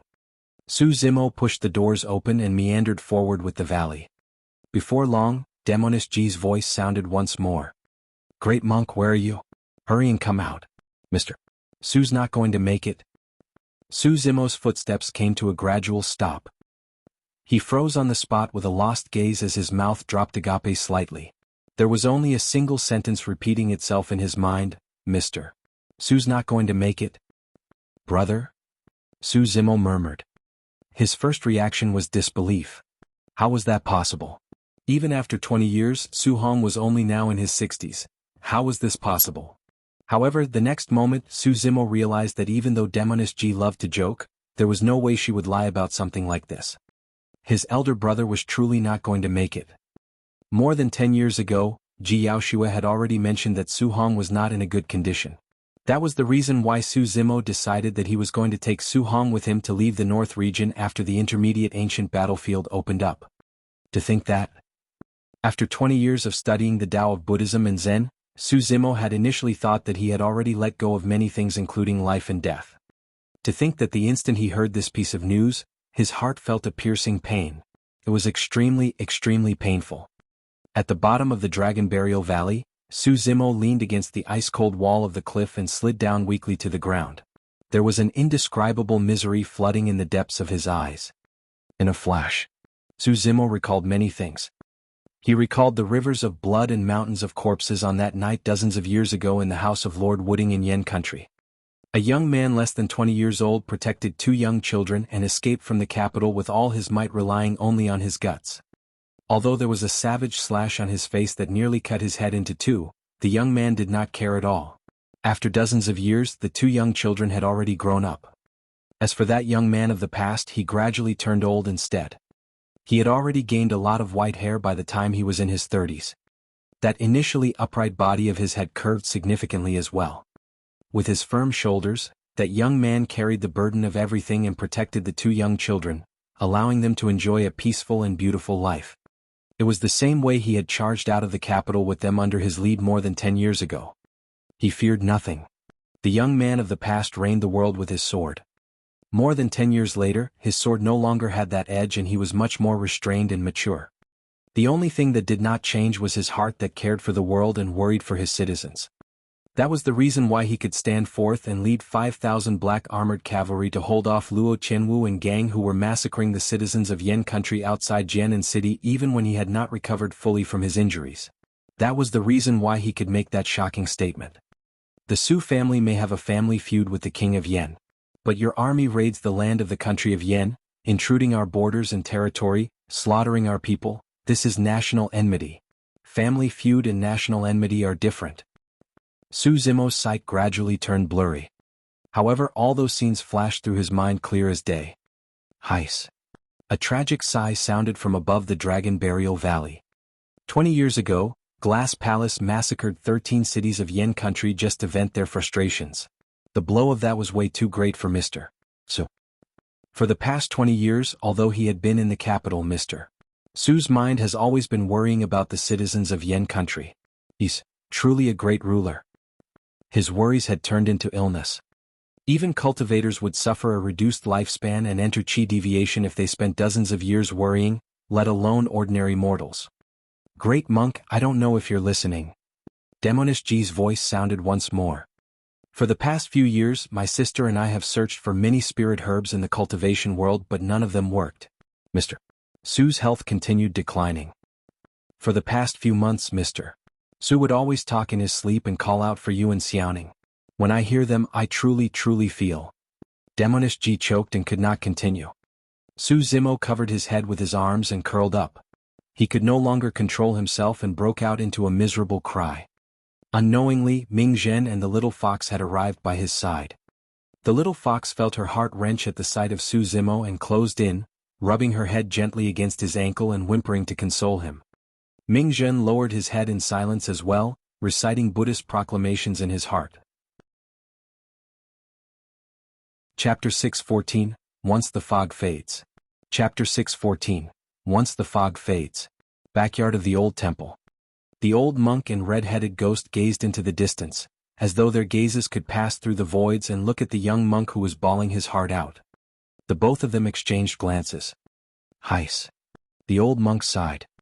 The red-headed ghost remarked sorrowfully, this was a day that he was going to have to face sooner or later. It's for the best. Who is the judge as to whether or not it's for the best? The old monk shook his head. Old monk, what do you mean? The red-headed ghost could tell that the old monk was implying something. The old monk replied, this lad is sentimental and for him Mr. Su is an anchor. This was the anchor that caused him to shave to become a monk, to clear his mind and to stay here quietly at the bottom of the Dragon Burial Valley for a full 20 years. The red-headed ghost nodded. The old monk was not wrong. Given Su Zimo's character, there was no way he was going to endure things even if he had offended Glass Palace and the factions of the entire North region. Did he really not have any other method of leaving the North region? If Su Zimo wasn't waiting for an opportunity to leave the North region with Su Hong, given his character, he would have killed his way out more than 10 years ago the moment his inner core had recovered. The old monk sighed. Now that the anchor is gone, there's a chance that the nightmare of the paragons of the immortal, Buddhist and fiend sects, that strongest monster incarnate of history that struck endless fear in the hearts of countless cultivators is about to return. The red-headed ghost squinted and asked, have you noticed something? I don't know. The old monk shook his head. The red-headed ghost asked again, more than 20 years have passed and there's still no feedback from his golden core. Is there any chance of recovery at all? I don't know. The old monk shook his head still. After pausing briefly, he said slowly, perhaps he's already found a method of recovering his golden core, perhaps not. I don't know. I can no longer read him. The red-headed ghost's expression changed. Even the old monk could not read Su Zimo any longer. After 20 years of studying Buddhism and Zen, Su Zimo had indeed gained an additional unique aura. He was almost like Buddha. The red-headed ghost's expression changed as he suddenly said, he's back. I guess he's here to bid you farewell. Also, you're his master at the end of the day. Give him a few items that can help him protect himself. Don't keep everything to yourself. Do you want to take them with you into the grave? The red-headed ghost mumbled, but the old monk had already turned to leave. He disappeared from the cemetery in the blink of an eye and had already returned to the grand hall. Not long after, Su Zimo pushed the doors open and walked in. He seemed composed on the surface, but he could not conceal the sorrow deep in his eyes. Su Zimo walked straight into the grand hall and knelt down in the direction of the old monk. He kowtowed 3 times before saying softly, Master, I'm going to leave. Go on. The old monk did not ask him to stay. He knew that it would be a futile attempt. Reaching out, the old monk handed over 2 battered talismans in his palms. These are 2 transference talismans. One of them is the minor transference talisman and the other, the major transference talisman. I won't elaborate more on the minor transference talisman, it's a random teleportation. As for the major transference talisman, it was a treasure that was crafted on the behest of the emperor of the Great Qin Empire in the past. It can even cross a major region at its furthest, and the teleportation can be targeted. Targeted teleportation. Those words carried way too much weight. The minor transference talisman was already precious enough. And yet, the major transference talisman even had targeted teleportation. It was equivalent to an additional life for Su Zimo. Su Zimo received it with both hands and placed it into his storage bag. Right as he was about to turn and leave, the old monk called him back.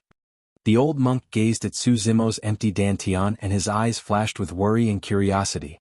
After a moment of hesitation, he still decided on asking, your golden core. Su Zimo remained silent.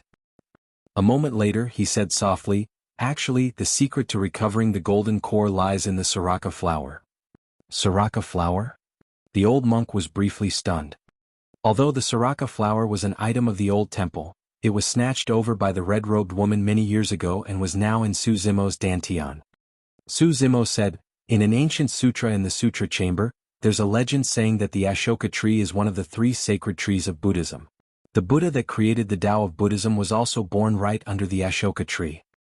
I've heard of that legend before. Suddenly the old monk's voice paused. A thought flashed through his mind. He finally understood the correlation between the Soraka flower and the recovery of Su Zimo's golden core. According to the legend, the Soraka flower possessed another sort of energy apart from fire. The energy of life. It was the birth of life. The creation of something from emptiness. The Soraka flower had witnessed the scene of the Buddha's birth. Su Zimo's dantian was shattered and his golden core was destroyed. However, the power of his golden core did not vanish, it was merely absorbed by the Soraka flower in the depths of his dantian. For the past 20 years, Su Zimo spent his days studying Buddhism and comprehending the Tao so that he could accumulate and consolidate the power to trigger that life within the Soraka flower consistently. Su Zimo was already walking out of the old temple. In a flash, black hair grew from Su Zimo's bald head, turning longer by the moment. Within his body, in that originally dark and hollow dantian, a flower bloomed. On the flower, there was a fruit that grew at a speed visible to the naked eye. It was golden, round and shone with a bedazzling aura. That fruit was Su Zimo's brand new golden core. Spirit energy reverberated through his dantian, turning richer and fiercer by the moment. It was as though a cyclone was forming in his body. Su Zimo's aura was turning stronger by the moment. With every step he took, the spirit energy in his dantian would increase by a fraction. It was turning increasingly stronger. Boom. In the blink of an eye, the spirit energy in his dantian had already broken through the limits of early-stage golden core and arrived at mid-stage golden core. Not long after. Boom. There was another bang. Late-stage golden core. The energy that Su Zimo once gained from consuming the 10,000-year vermilion fruit had not gone to waste. Everything was absorbed by the Soraka flower and was being produced right now. With every step that he took, Su Zimo's aura would change by a fraction. The only things that did not change were his eyes. They were neither sad nor joyful and had no fluctuations. By the time Su Zimo arrived at the entrance of the old temple, his aura was close to stabilizing and his black hair danced wildly with a frightening aura that resembled a divine being. Peak of late-stage golden core. He had persevered through it. He had been dormant for 20 years at the bottom of the Dragon Burial Valley studying Buddhism. However, instead of decreasing, his cultivation realm had advanced to the peak of late-stage golden core. Of course, that was not the only change in Su Zimo. There was something that no one could describe. Standing at the entrance of the old temple, Su Zimo turned around slowly and gazed at the sentence etched on the wall of the grand hall with a lost look in his clear eyes. Those were the words that Daiyu had left him. Suddenly, Su Zimo extended his finger. A stream of spirit chi burst forth from his forefinger like a sharp sword that sliced the wall of the grand hall. Su Zimo waved his arm. He left another statement right after the statement on the wall. It was a sharp statement that looked down on the entire world. Instinctively, Ming Zhen recited it. Once the fog fades, the radiance shall illuminate through the entire world. Pust. His confidence. There was a hint of shock deep in the eyes of the old monk. The sound of chains rattling echoed suddenly from the backyard that was initially silent. To become one of the greatest, you have to work on the foundation and be willing to take hardship and serve others. Once the fog fades, the radiance shall illuminate through the entire world.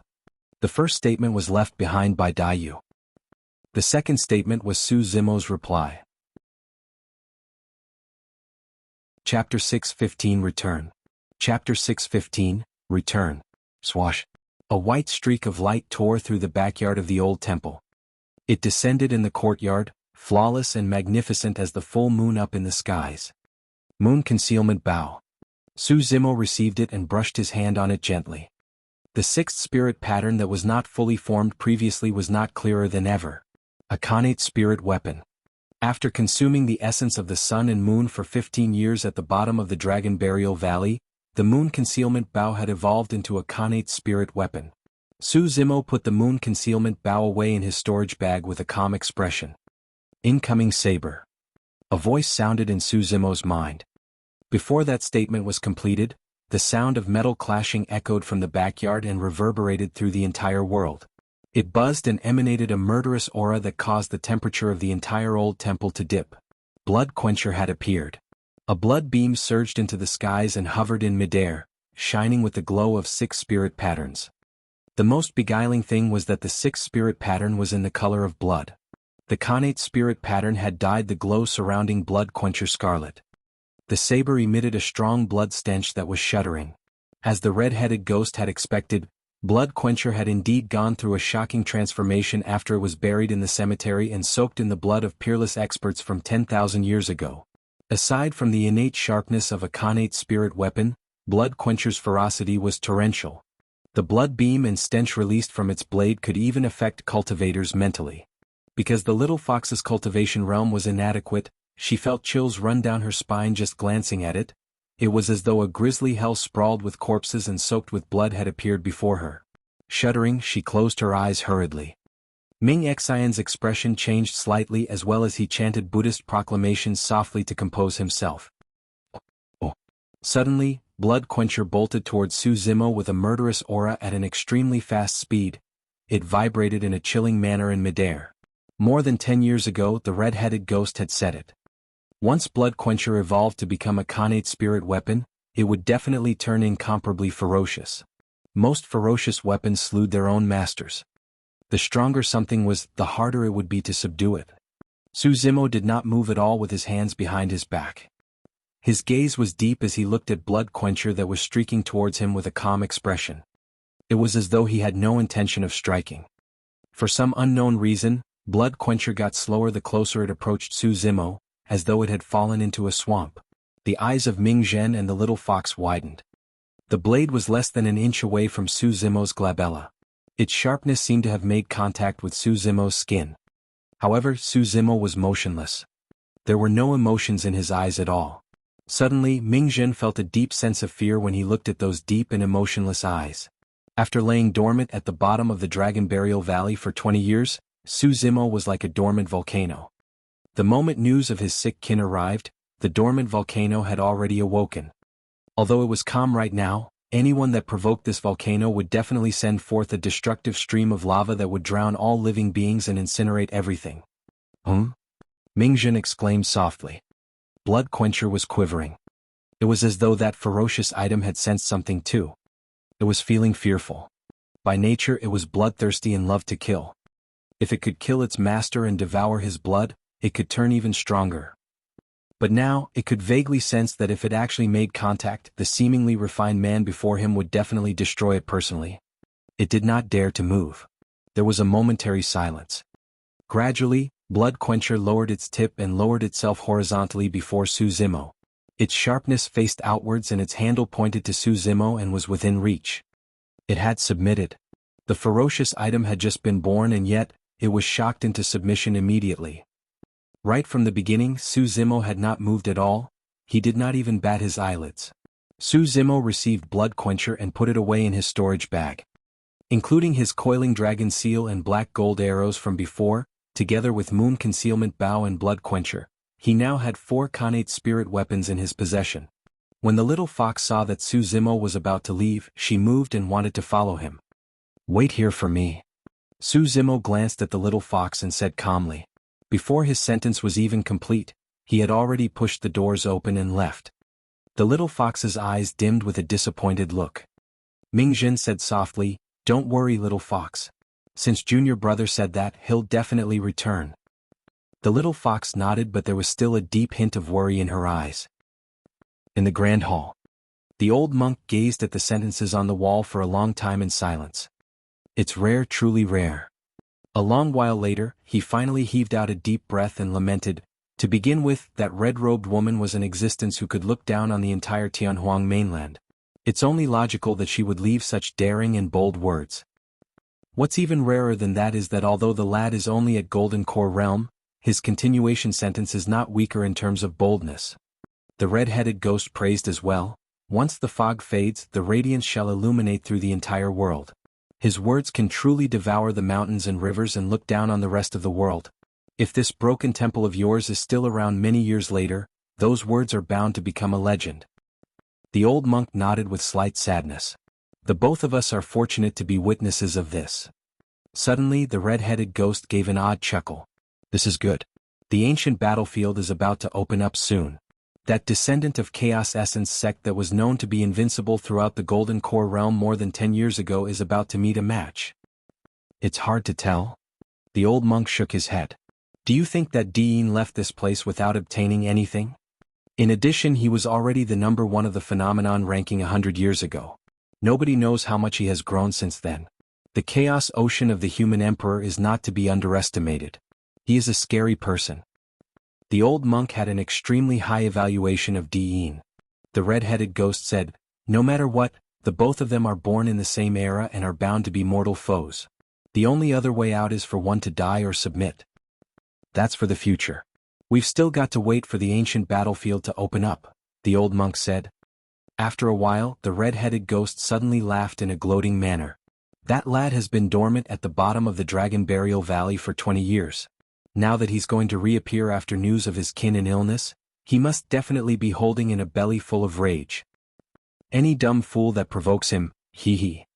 The old monk chanted a Buddhist proclamation and said softly, I'm still hoping that everything goes smoothly and that he will return here after severing his mortal ties to reduce his karma of killing. Humph, a tree may wish for stillness but the wind never stops blowing. The red-headed ghost stood up and the chains on his body rattled loudly. He's not going to take the initiative to provoke anybody, but I'm sure 20 years is more than enough to make many things fade into the background. I'm sure many cultivators of the North region have already forgotten about him. The red-headed ghost reared his head in loud laughter. That's for the best. Shiver, cultivators of the North region. That strongest monster incarnate of history whom you guys had ganged up on and bullied back in the past and was cast into the depths of the Dragon Burial Valley has now returned. Ah. Chapter 616, 3 Dynasties Allied Army. Chapter 616, Three Dynasties Allied Army. Dragon Burial Valley. Demoness G had been standing at the edge of the cliff for a long time with furrowed brows. The cold wind had crumpled the hem of her dress and she frowned with troubles. Just as she was about to give up and leave, a figure appeared not far away. It was getting closer and closer. The green robes were ever so familiar. She heaved a sigh of relief. After 20 years, nothing seemed to have changed about Su Zimo apart from a unique aura he had gained that was indescribable. Demoness G's heart skipped a beat and she checked out Su Zimo's dantian with her spirit-peering art. Immediately after, a look of pity flashed through her eyes. Sigh, how can a destroyed dantian recover? I was thinking too much. She sighed internally. Through her detection, Su Zimo's dantian was like a swamp of still water without any spirit energy. In reality, Su Zimo's dantian was indeed different from the past after the tribulation. His golden core was shattered and formed a black hole-like existence. The Soraka flower was hidden right in the black hole. As long as Su Zimo did not use his spirit energy, cultivators wouldn't be able to detect anything and would instead find an empty dantian. If they knew nothing about his past, any outsider would take him as an extremely ordinary mortal. Zimo, how have you been after all these years? It was rare that Demoness G was not joking. Instead, her eyes were pained with a hint of pity and her expression was emotional. This man before her was bedazzling 20 years ago. Even outside of the North region, some cultivators of Tianhuang mainland knew about him. But now, most of the people in the North region had already forgotten about him, let alone those in Tianhuang mainland. Su Zimo replied calmly, I'm fine. I know where Mr. Su is. I'll take you there. Su Hong did not have much time left and it was better if they met sooner. Demoness G knew what was on Su Zimo's mind right now and led the way without hesitating. Su Zimo followed closely behind. The two of them sped and crossed the Great Qian ruins. Arriving at the depths of the palace, Su Zimo paused briefly when he looked at the blood-stained ruins beneath him.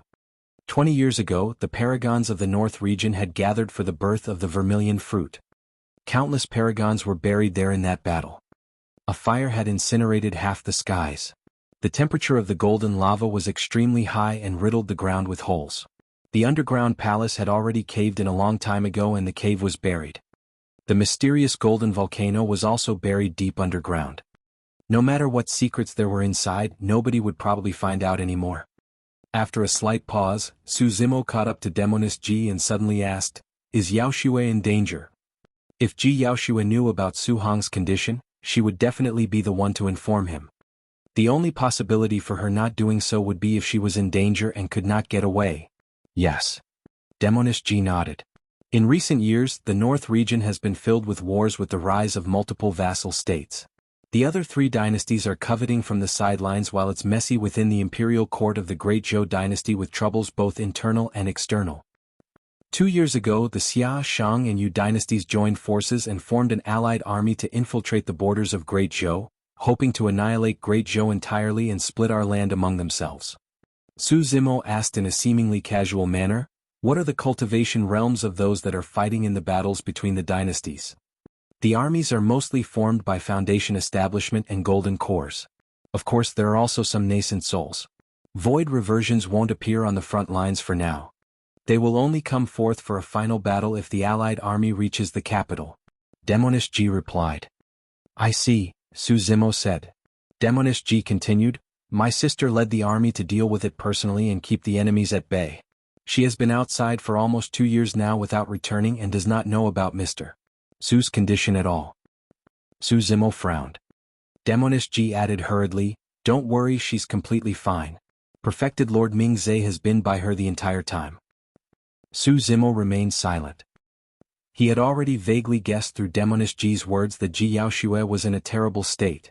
Even if her life was not in danger, she was entangled with troubles. Now that the three dynasties had formed an alliance, it meant that they were bent on getting their hands on the Great Zhou's territories. With the Great Zhou's foundations, even if they had the terrain advantage, it would be difficult for them to defend against the conquest of the allied army. The fact that Ji Yaoshue had not returned for 2 years was a clear sign of how bad the situation was.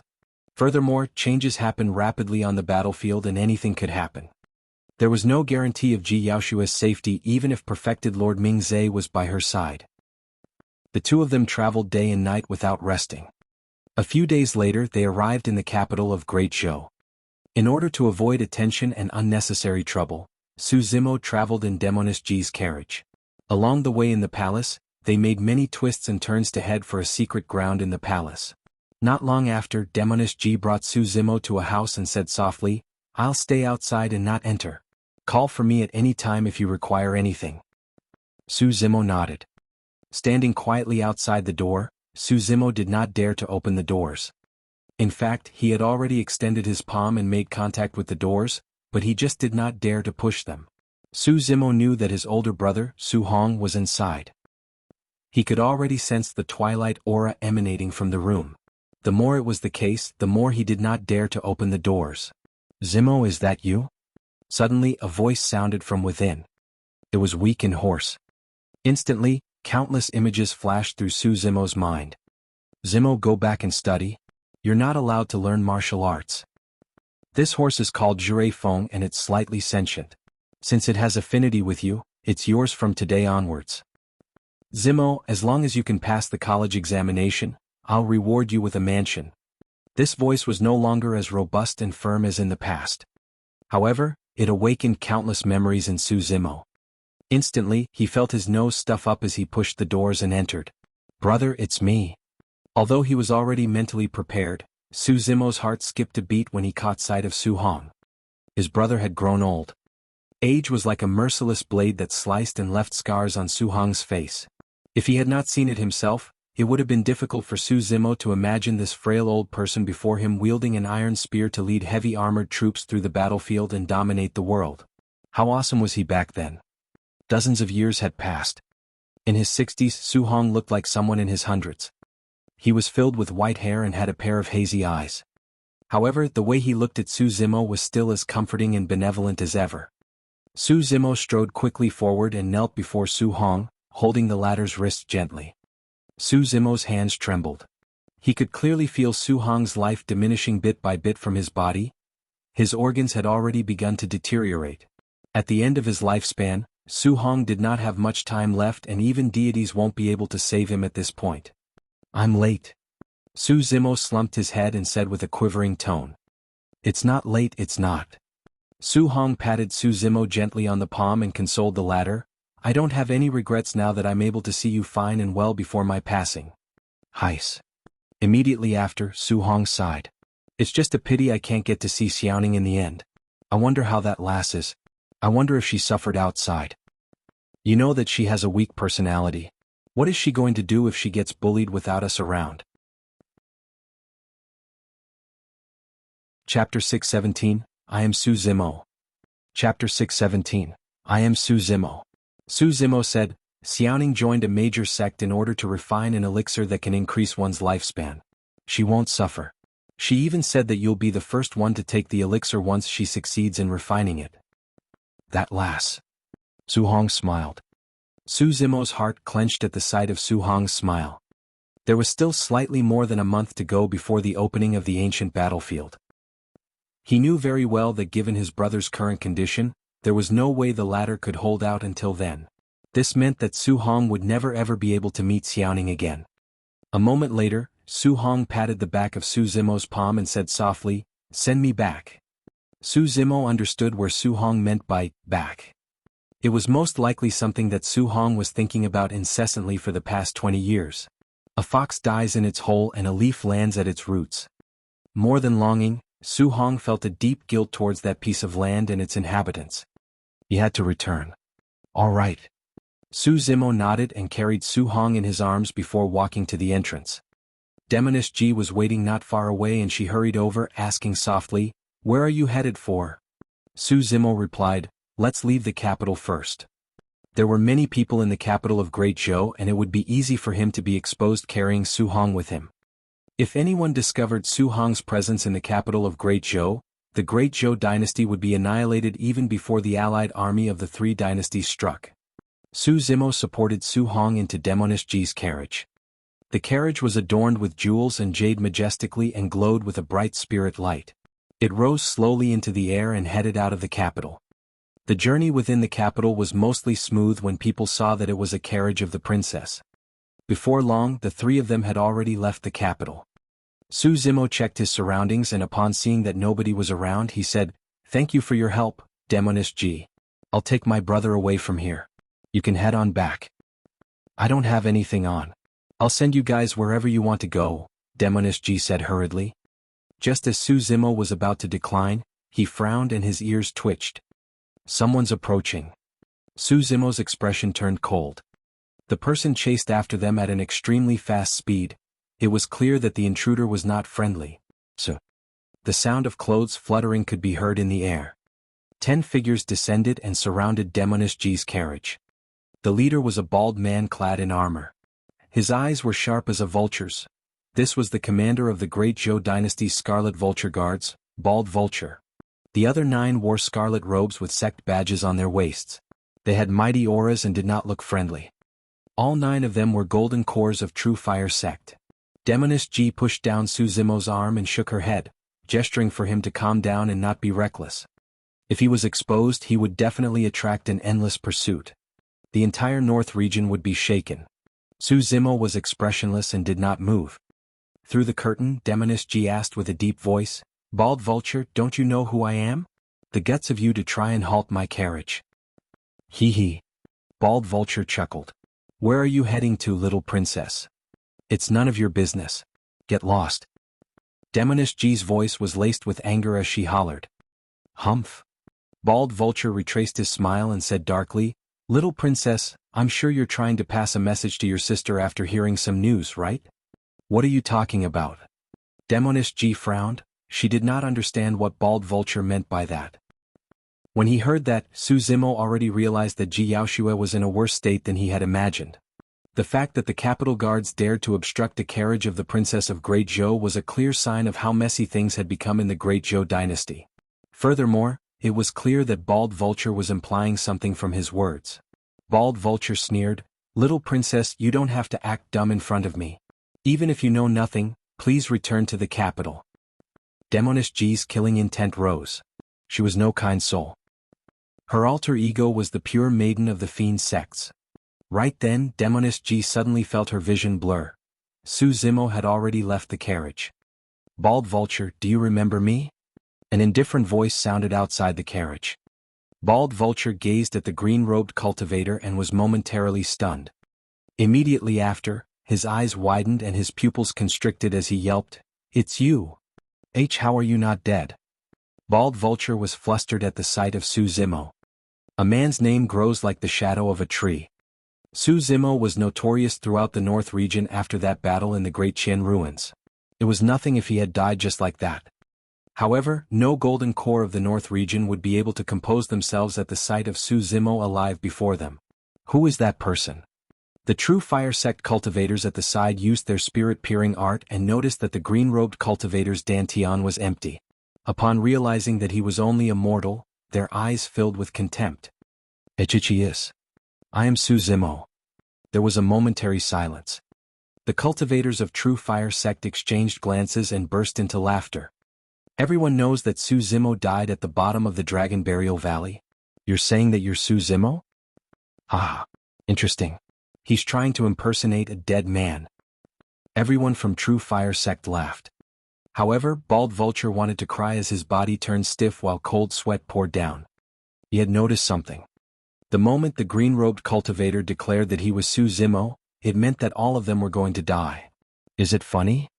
For a cultivator of True Fire sect, before his laughter stopped, his vision blurred and a cold voice rang in his ears. So fast. That was the last thought that crossed the person's mind.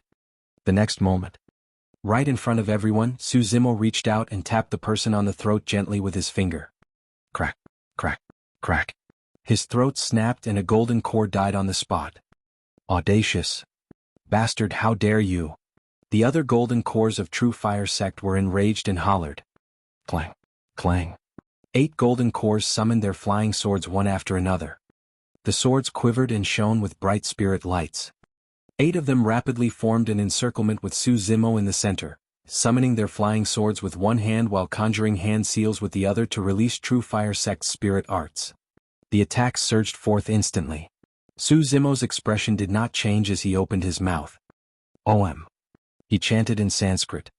It was the first of 6 words of Daming Mantra. Instantly, it reverberated endlessly like thunder. The void was filled with a shuddering power. The flying swords that were aimed for Su Zimo froze in midair.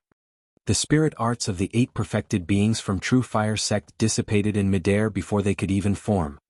All 8 of them stood stiffly on the spot with bulged eyeballs that were bloodshot. Bald Vulture could see it clearly. Blood was already oozing from the ears, eyes, nose and mouth of the 8 people. They were bleeding from all orifices. Ma. Su Zimo spoke once more. The second Sanskrit had arrived. Bang, bang, bang, bang. Right in front of Bald Vulture, the bodies of the 8 perfected beings from True Fire sect exploded into blood mists without any corpse remaining. Demonish G was about to exit the carriage when she saw that. 8 golden cores exploded to death just from the shock of 2 syllables from Su Zimo. Suddenly, Demonish G realized. After 20 years, instead of diminishing, Su Zimo's combat strength had grown to a frightening level that even she could not read any longer. Chapter 618, I will establish Tao. Chapter 618, I will establish Tao. Turning around, Su Zimo looked at Bald Vulture who was not far away and said indifferently, "Go on, tell us everything you know." "I don't know what you're talking about, fellow Taoist." Bald Vulture chuckled dryly. "Die if you refuse to speak." Su Zimo closed in step by step towards Bald Vulture in midair. Although he was neither fast nor slow, there was a tremendous pressure that surged forward instantaneously. That was a true suppression. In fact, Bald Vulture felt like he was choking. His arms trembled slightly and a look of fear flashed through his eyes before turning into madness. With a menacing expression, Bald Vulture snarled, "I can tell you everything but you must promise to let me live. You're not qualified to talk about terms with me." Su Zimo had an ice-cold expression as he arrived before Bald Vulture. He gripped the latter's throat and just as he was about to exert strength, a fragrance wafted over.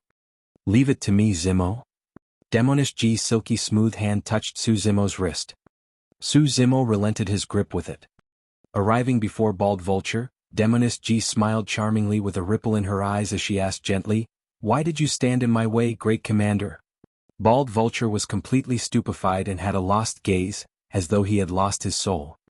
The 2nd and 4th princes are prepared to write a letter together to get rid of the 3rd princess and recommend the 1st prince to ascend the throne. The 1st prince is the eldest and should inherit the throne in theory. The 3rd princess is unjustified to take the throne and furthermore, she's a woman. What's wrong with her being a woman? Demonish G raised her brow and asked coldly, "Can't women ascend the throne? My sister is out there fighting against our enemies and yet, you despicable scum are scheming in the dark here. I think all of you are looking to die." Before she finished her sentence, Demonish G had already grazed her finger gently across Bald Vulture's throat. A thin red line appeared. Bald Vulture's eyes widened and he gradually woke from his stupor. He clutched his throat with both arms and his legs flailed but he could not stop the fresh blood from spewing. Splash! Splash! Finally, Bald Vulture's gaze dimmed and he fell, dead on the spot. "I need you to come forth for the affairs of the capital." Su Zimo said darkly, "Given your identity and means, you'll be able to suppress this matter." "Yes, don't worry," Demonish G nodded. Su Zimo returned to the carriage and helped Su Hong out before nodding towards Demonish G. "I'll be leaving now." Before his words were finished, Su Zimo had already sped into the distance at an extremely terrifying speed. In the blink of an eye, he was already at the horizon. "Where are you going?" Demonish G yelled from behind. There was no reply for a long time. Although Demonish G wanted to chase after him, she knew that at this moment, the capital of Great Zhou needed her more. A gigantic bird flew above the skies of Yen country. The bird was lined with scales and burned with a thin flame on its body. Its eyes were sharp as it surveyed its surroundings with wings that were hundreds of feet wide spread apart. It was an ancient remnant beast, the purple flame bird. The most shocking thing was that the purple flame bird seemed like it was pulling an ordinary-looking carriage. Side by side, 2 people sat within the carriage. One was a refined scholar and the other was a frail old man filled with white hair. The 2 of them were Su Zimo and Su Hong who were rushing back to Yen country. Su Zimo captured an ancient remnant beast along the way and used it to pull the carriage temporarily, saving them quite a bit of trouble. The 2 of them crossed the 13 cities of Yen country that were massacred by Glass Palace. Even until now, the corpses left behind back then could be seen piled into mountains. The bloodstains on the walls had already turned black after enduring the weather over the years. With every city they passed, Su Hong would stop to kneel in front of the cities, paying his respect to the withered corpses. The final city. This was the capital of Yen country in the past. After 20 years, the glamour of the past had long disappeared. All their acquaintances of the past had already grown old as well. Uncle Zheng, Lu Yu, Yuchihua, Song Qi and even the black armored cavalry of the past were buried under the ruins. They had returned to the earth. I should have been here with you guys 20 years ago. My brothers, I have returned. As he stood on that familiar piece of land, Su Hong's tears streamed down his face as he could not overcome his sadness. Su Zimo seemed to be able to visualize the scene of the massacre that happened when Glass Palace descended. Against cultivators, mortals were helpless and their lives were as cheap as blades of grass. Lowering his head, Su Zimo had a stoned expression. During the past few days of their travels, he had witnessed way too many corpses along the way. Massacre, violence, hunger, destitute, rape, snatching, killing, cannibalism. Every single bit of structure was destroyed. Human life was even cheaper than that of ants. The sight before him was no different from what hell was described as in Buddhism. As the flames of wars raged, the most helpless and pathetic ones were the mortals of the world who had no spirit roots and could not cultivate. Through those mortals, Su Zimo caught glimpses of himself. He was originally one of the most ordinary people. If not for Daiyu, he might have been one of the corpses they had encountered along the way. If Su Zimo had intervened, he might have been able to save 1, 2 or even 100 people, but he wouldn't have been able to save everybody. In fact, he could not even save his own kin. He could only watch as Su Hong approached the end of his lifespan. Along the way, Su Zimo had been contemplating a single question. Even if he was able to come out 10 years ago, what difference would it have made? Would he have been able to save Su Hong? After all, Su Hong was a mortal whose lifespan would be exhausted 20, 30 or even 40 years later. The two of them were going to have to face an eternal farewell no matter what. Even if he had not offended Glass Palace, would the masses have escaped from a calamity as such? The mortals were still the first to suffer from the flames of war. Against cultivators, mortals had no control over their own fates. Cultivators could trample on the dignity of mortals as they pleased. No matter how the mortals struggled, nothing would change. If not for Daiyu, Su Zimo might have been killed by Zhou Dingyun when he returned from cultivation in the past. He was a fortunate person. Daiyu had altered his fate for him. However, who could change Su Hong's fate? Who could change the fate of all the living beings in the world? Were mortals that had no spirit roots and were unable to cultivate condemned to be sacrifices of war? Were they meant to be the food of demon beasts and corpses to be trampled on by cultivators? Su Zimo was not a saint. He had never thought of bringing salvation for the living beings of the world single-handedly. He merely wanted to help his kin survive. All he wanted, or perhaps all mortals in the world, should have a chance of fighting against their fates. I want to establish the Tao. All of a sudden, Su Zimo raised his head and gripped his fists. An unprecedented light shone in his eyes as he said slowly with an unyielding and resolute tone. I want to break free the shackles of fate that bind every single living being in the world. So what if one has no spirit root? I'm going to change the fate of all living beings. I'm going to allow all lives in this world the ability to cultivate and become immortals. His voice reverberated through the heavens and echoed with a deafening vibration. Boom. Right after he spoke, the initially clear skies boomed with thunder. A shuddering aura blanketed downwards with an unstoppable divine might, as though he had offended the deities above. At the same time, all the patriarchs that were in seclusion in various secret grounds across Tianhuang mainland jolted awake, looking at the firmaments with shock on their faces. Enigma Palace. An old man wearing a Confucian crown sensed something and divined with his fingers. He was startled and remarked, "Someone has just laid down a great vow that has shocked even the firmaments." Chapter 619 Complete Silence. Chapter 619 Complete Silence. How difficult would it be for someone to establish the Tao? Throughout history there have been countless storms and yet, the only Taos that were passed down in the human race were the immortal, Buddhist and fiend Taos. How difficult would it be for someone to alter the fate of all living beings? Even with Daiyu's means, she could only change the fate of Su Zimo alone with the help of a sacred item like the Soraka flower. Anyone else wouldn't even dare to dream of something as such. Prior to this, the greatest goal in Su Zimo's cultivation was to head to another world and follow in Dai Yu's footsteps. And yet, Su Hong's twilight and the hellish scene of Yen country had given him a tremendous trigger. It was a sort of helplessness that brought forth indignance in Su Zimo's heart. Was that Su Hong's fate? Were those the fates of the living beings? Why? I want to establish the Tao. Su Zimo had laid down a great vow. The Tao was eternal and had an immortal legacy. There were many legends about it in the later generations. However, it was rare for them to imagine that the fates of all living beings would start to change right from this dilapidated ancient city with a single old man in his twilight years as witness. It was nearing the end of autumn right now and the weather had turned frosty. Su Hong stood in the chilling gust and his frail body swayed slightly. However, he had no intention of leaving. Finally, Su Hong turned around when night fell. Let's go. The moment Su Hong turned around, Su Zimo discovered that his elder brother seemed to have aged considerably overnight. Those hazy eyes no longer had any fluctuation within them. They were still as an ancient well. For the past 20 years, the old man had been waiting every single moment for this day to arrive.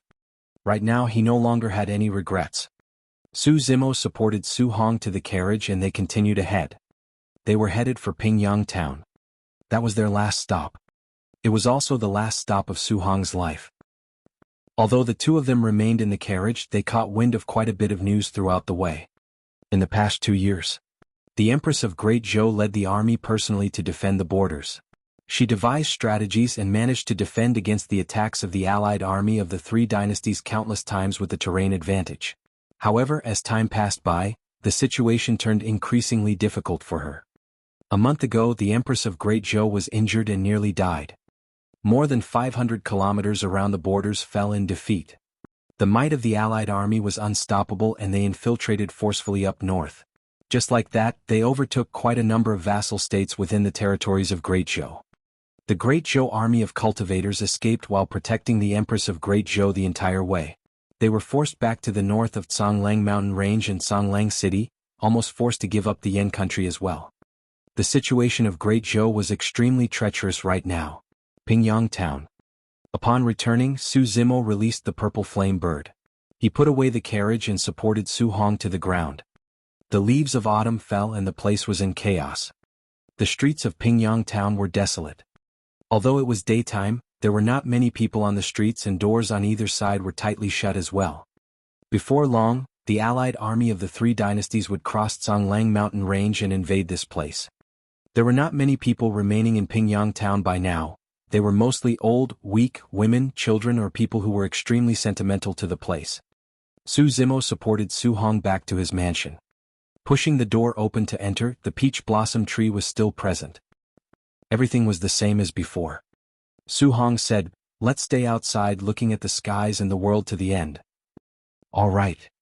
Su Zimo returned to his room and moved a bench outside. He helped Su Hong to lean on it before taking some blankets over to cover the latter. He headed to the backyard and got some bricks and mud. Before long, he set up 2 small furnaces in the courtyard beside Su Hong and lit some firewood in flames. Even after many years, his skills of doing so were not rusty. Su Zimo sat at the side and gazed at the burning flames of the furnace in a daze. A long time later, Su Hong suddenly said, "Zimo, I'm already someone that's about to die. Don't stay here to accompany me, go on." Su Zimo lowered his head and did not speak. Su Hong said, "Miss Ji is injured and I know you're worried. She's definitely not in a good state right now. Go take a look and help her out." "She'll be fine," Su Zimo replied.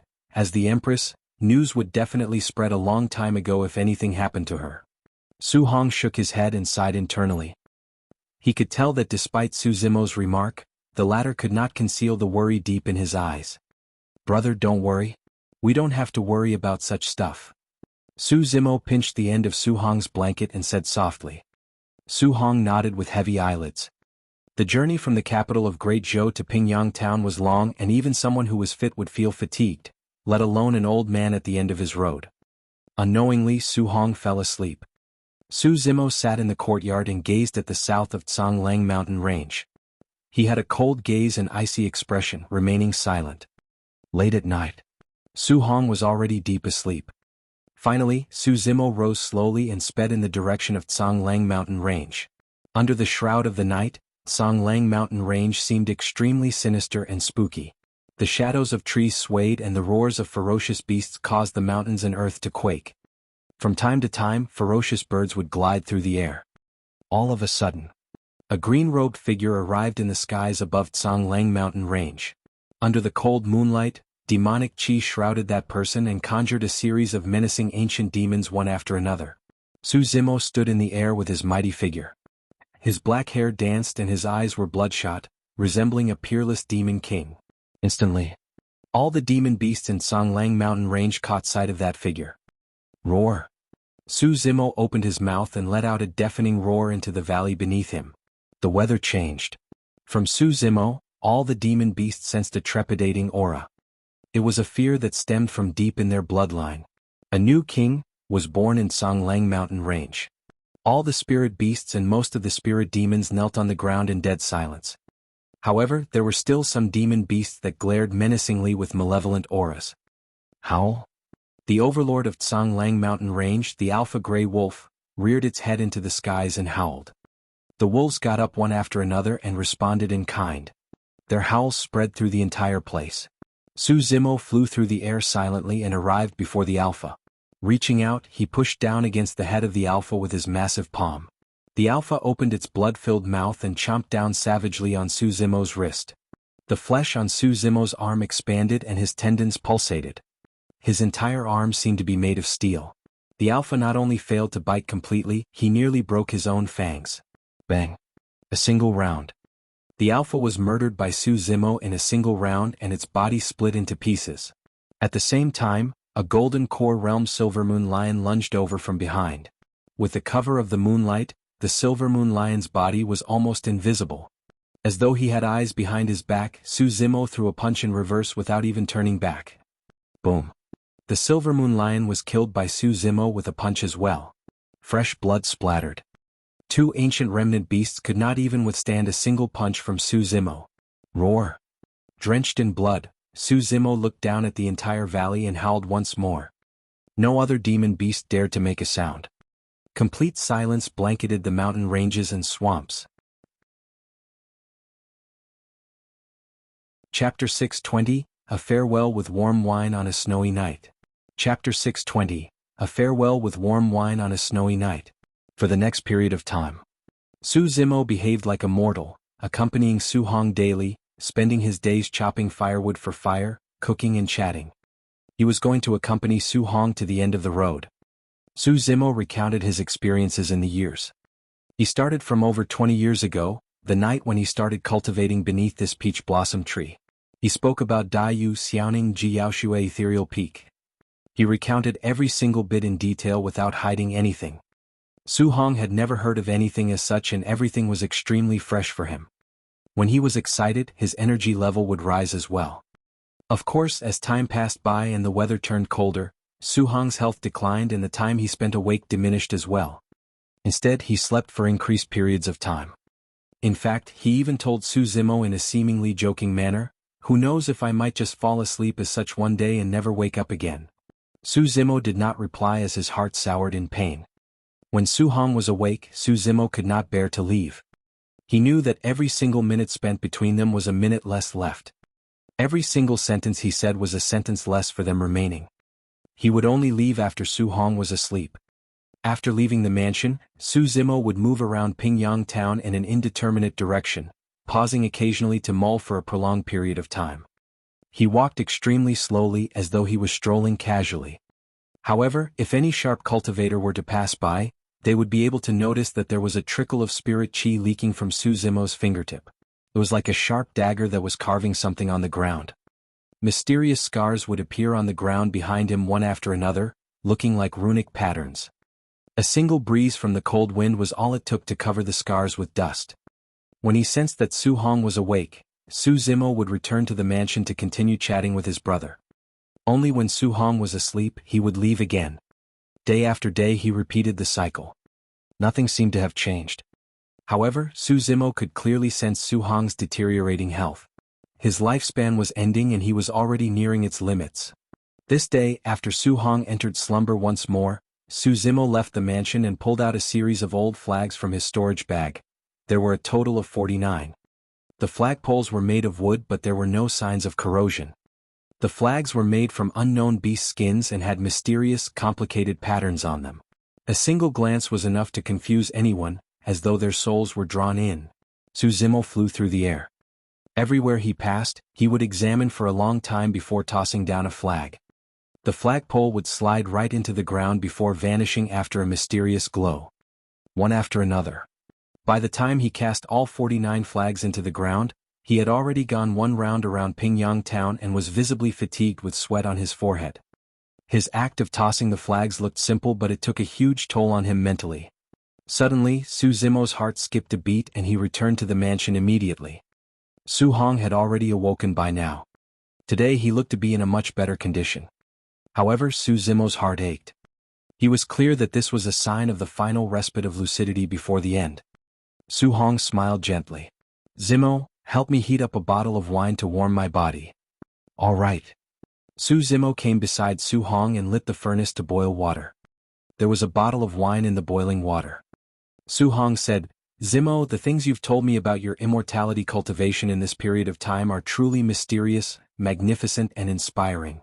It's good that you want to establish a Tao and help everyone become the best they can be. However, I can also tell that something such as the establishment of a Tao is even more difficult than ascending the heavens." "That's right." Su Zimo nodded. To establish a Tao unlike that of the immortal Buddha and Fiend Taoists such that the masses without spirit roots could cultivate, that was something that even the primordial emperors could not achieve, let alone a mere golden core like Su Zimo. The path of the Tao was endless and the future was unknown. Nobody could help him. The moment he decided on establishing a Tao, Su Zimo was destined to be alone. But of course, groups were only meant for sheeps. All ferocious beasts walk alone. Su Hong declared loudly, "What sort of boldness is required to want to change the fates of all living beings in the world? Zimo, whether or not you succeed, I will definitely be proud of you." Immediately after, Su Hong looked somewhat dejected and sighed gently. "It's just a pity that I won't be able to witness that moment. Also, when I'm not around, you must live on well together with Xiaoning." "Brother?" Su Zimo felt his nose stuffing up as he choked and was unable to speak. Su Hong waved it off and pointed to the little furnace at the side. "Pour me a bowl of wine." A faint fragrance wafted from the bottle of wine that was in the boiling water. The wine was already warmed. Su Zimo repressed the sadness in his heart and poured a bowl of piping wine for Su Hong. After he received it, Su Hong gazed at the fragrant wine in the bowl with a dazed look. In a flash, a suave young man in a splendid attire seemed to be reflected on the water surface. He raised his spear and led heavy armored cavalry into a war, domineering the battlefield. One after another, the scenes flashed through the water surface. A long time later, a glimmering snowflake landed on the wine and dispersed, breaking apart the water surface that resembled a mirror. It was snowing. This was the first snow of winter. The end of autumn and the arrival of winter seemed to imply something. The scenes from earlier had already vanished. The only thing left on the water surface was an old face. Su Hong smiled suavely and raised his bowl of wine, downing it in a single mouthful. It was as though he had consumed his entire life with that mouthful of wine. Good wine. With a loud laugh, Su Hong passed on. Su Zimo collapsed and knelt with a thud. He gazed at the old man before him and could not hold back any longer as tears streamed like a fountain. This day had eventually arrived. Although he was prepared for it, Su Zimo still felt a heartbreaking sadness at the actual departure of Su Hong. The deeper one was invested in secular affairs, the harder it was for them to sever them. The deeper one was invested, the more painful it would be. The skies gradually darkened. The snow was getting heavier. Su Zimo knelt before Su Hong motionlessly with a dazed expression. He was a cultivator. He was the strongest monster incarnate in history. He was the second person throughout history who managed to cultivate to the extreme foundation establishment realm. Even so, he could not save his closest kin. The snow fell heavily. The temperature turned colder. However, Su Zimo's heart seemed to be burning with a relentless blaze. A long time later, the sound of people and horses could vaguely be heard from the south of Zhonglang mountain range. The sound turned clearer as time passed by. The hooves of the horses were getting closer. Although ordinary people may not be able to sense it, Su Zimo could hear it clearly. Shoo, shoo, shoo. There were even sounds of spirit vessels speeding through the air in the clamor. Far away, dust and earth was overturned. With a cold expression, Su Zimo rose and his eyes surged with a torrential killing intent. Soaring into the air, he sped towards Tsanglang mountain range. Chapter 621, Sinister Forest. Chapter 621. Sinister Forest. Dust billowed, the earth shook and the light of armors shone. Far away, a black army was approaching slowly with a steely killing intent. A single look at the dense crowd would reveal that there were millions of people. What was even more frightening was that the army was made up of a few million cultivators. Those marching on the ground were Qi refinement warriors. Those riding on mounts were Foundation establishment cultivators. Above the army there were even spirit vessels traveling through the air. A few cultivators stood on the deck and looked down at the masses against the winds. Those that could board the spirit vessels were all golden cores. This was the allied army of the three dynasties. Led by the princes of the three dynasties, this was an army that consisted fully of cultivators. No vassal state they passed could defend against them. Moreover, there were even a number of nascent souls that held the fort within the allied army. It was just that they rarely showed themselves. Right at the very end of the allied army, a dilapidated city that was blood-stained and billowed with smoke could be vaguely seen. Jianghu city of Yan country was already reduced to ruins. Corpses were strewn all over the city and there were rivers of blood. The city lord of Jianghu city did not surrender and stood to fight. As such, when the city was beached, the prince of the great Xia dynasty ordered to slaughter every single last person in the city with no survivors. The cities would be slaughtered if they did not surrender. Along the way, the allied army trampled over countless cities, leaving nothing but mountains of corpses and rivers of blood. This was an apocalyptic disaster for the citizens and living beings of the world. Even if there were mortals that were indignant and struggled or grumbled, nothing changed. Some of them chose to escape. However, how difficult was it to escape? How could mortals escape the pursuit of cultivators with their fragile bodies? Even if they were lucky enough to escape the hunt of the cultivators, how long could those mortals survive in this chaotic era where there were bandits and hoodlums all around? If they hid in the forests, even beasts that were not sentient would most likely be able to kill them, let alone spirit beasts and demons. Their fates were sealed. The allied army crossed Tsanglang mountain range that was not far away, and soon, the same fate would befall Pingyang town. The princes of the great Shang, Xia and Yu dynasties were gathered on the largest and most majestic spirit vessel, surrounded by golden core guards. The defense was tight. The three of them were in a leisure chat with their wine glasses raised merrily.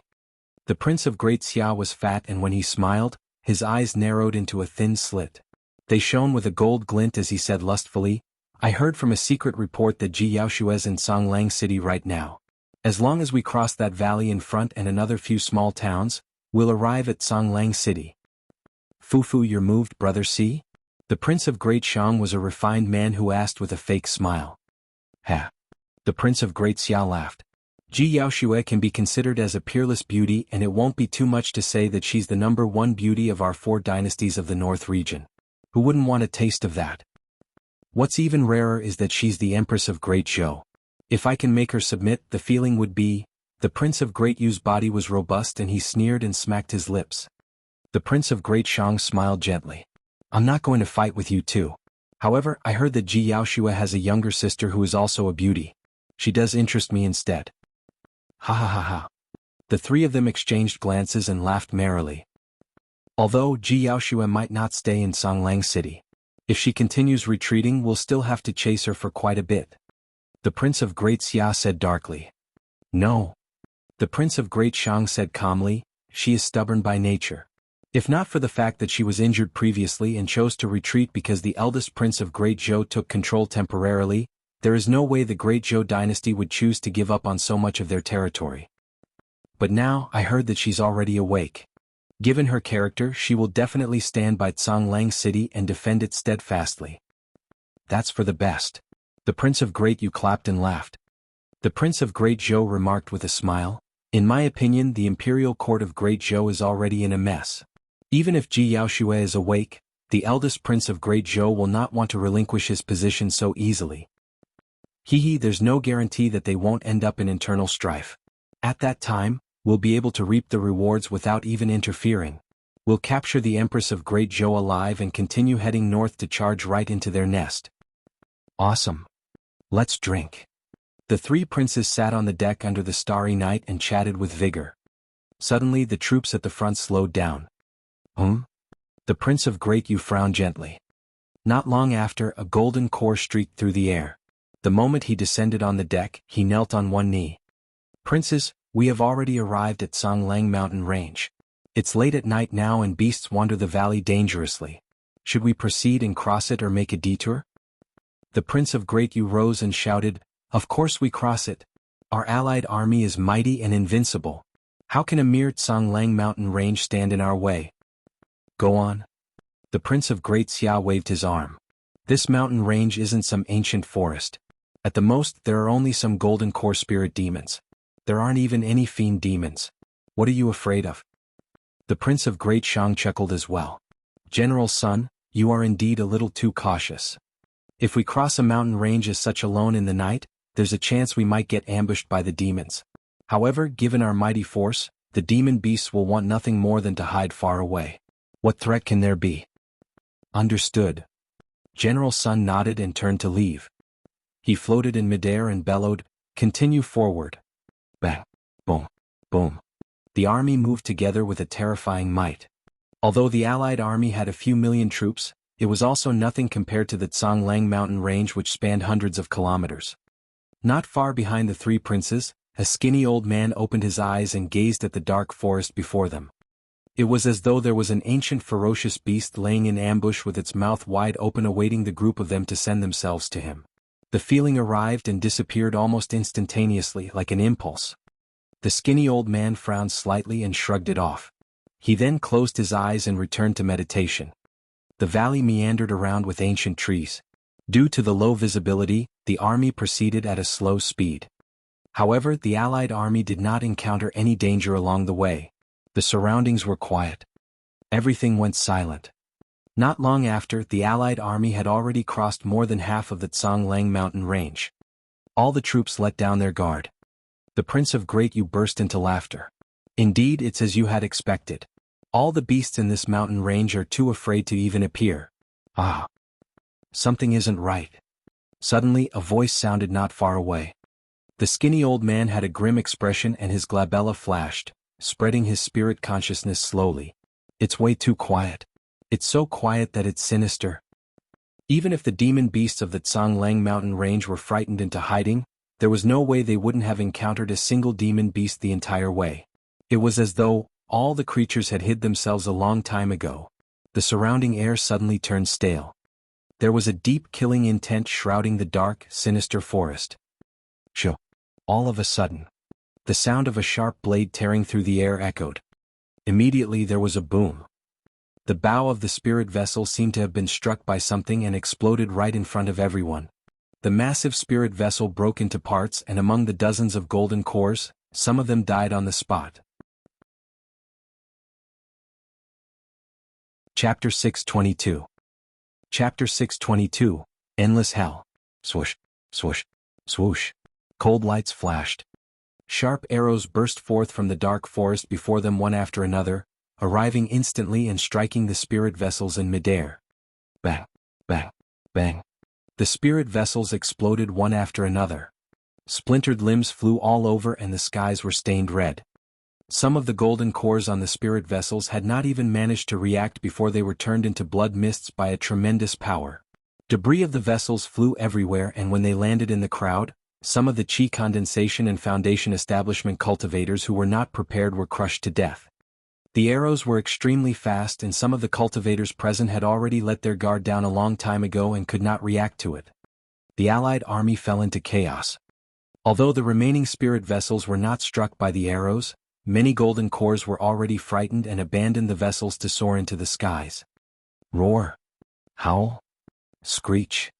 All of a sudden, a series of shuddering cries of beasts sounded from the depths of the forest. An evil gust of wind blew over and the ancient trees swayed. The leaves rustled. In the skies far away, many beasts tore through the air in a dense flock. It was as though all the beasts and birds of Songlang Mountain Range had appeared all of a sudden, forming a beast stampede that charged with an engulfing might. The spirit vessel of the three princes was located right in the middle of the allied army and did not receive too much of an impact. At that moment, all three princes rose and gazed over. They could see things even clearer from up in the air. The entire Tsanglang mountain range was moving. Countless demons were going berserk. The trees and grass shook as thousands of demon beasts scurried forth from all directions, forming a massive beast stampede with a terrifying might that was shocking. All three princes looked terrible. The Prince of Great Xia narrowed his eyes and asked darkly, "What's going on?" Compared to the true massive forests, major regions of demons or even the realms of the 8 demon races in Tianhuang mainland, Tsanglang mountain range was nothing much. After all, there had never been a fiend demon born in the valley after all these years. But now, it was definitely unusual for a beast stampede to burst forth from the mountain range to attack the allied army. The skinny old man was a nascent soul and was the personal guard of the Prince of Great Xia. At that moment, he knitted his brows and gazed at the dark forest before them in silence. Not far away, the personal guards of the princes of the Great Shang and Yu dynasties, 2 other nascent souls, rose as well. One of them was a bald burly man in heavy armor. He strode over in huge steps and said darkly, "A new demon king must have been born in this mountain range." "That's right, the demon beasts of the mountain range will only gather under the command of a demon king to form a beast stampede of such a scale." The other nascent soul was a white-bloused woman. "Princess, don't worry. We have 100 nascent souls accompanying this army.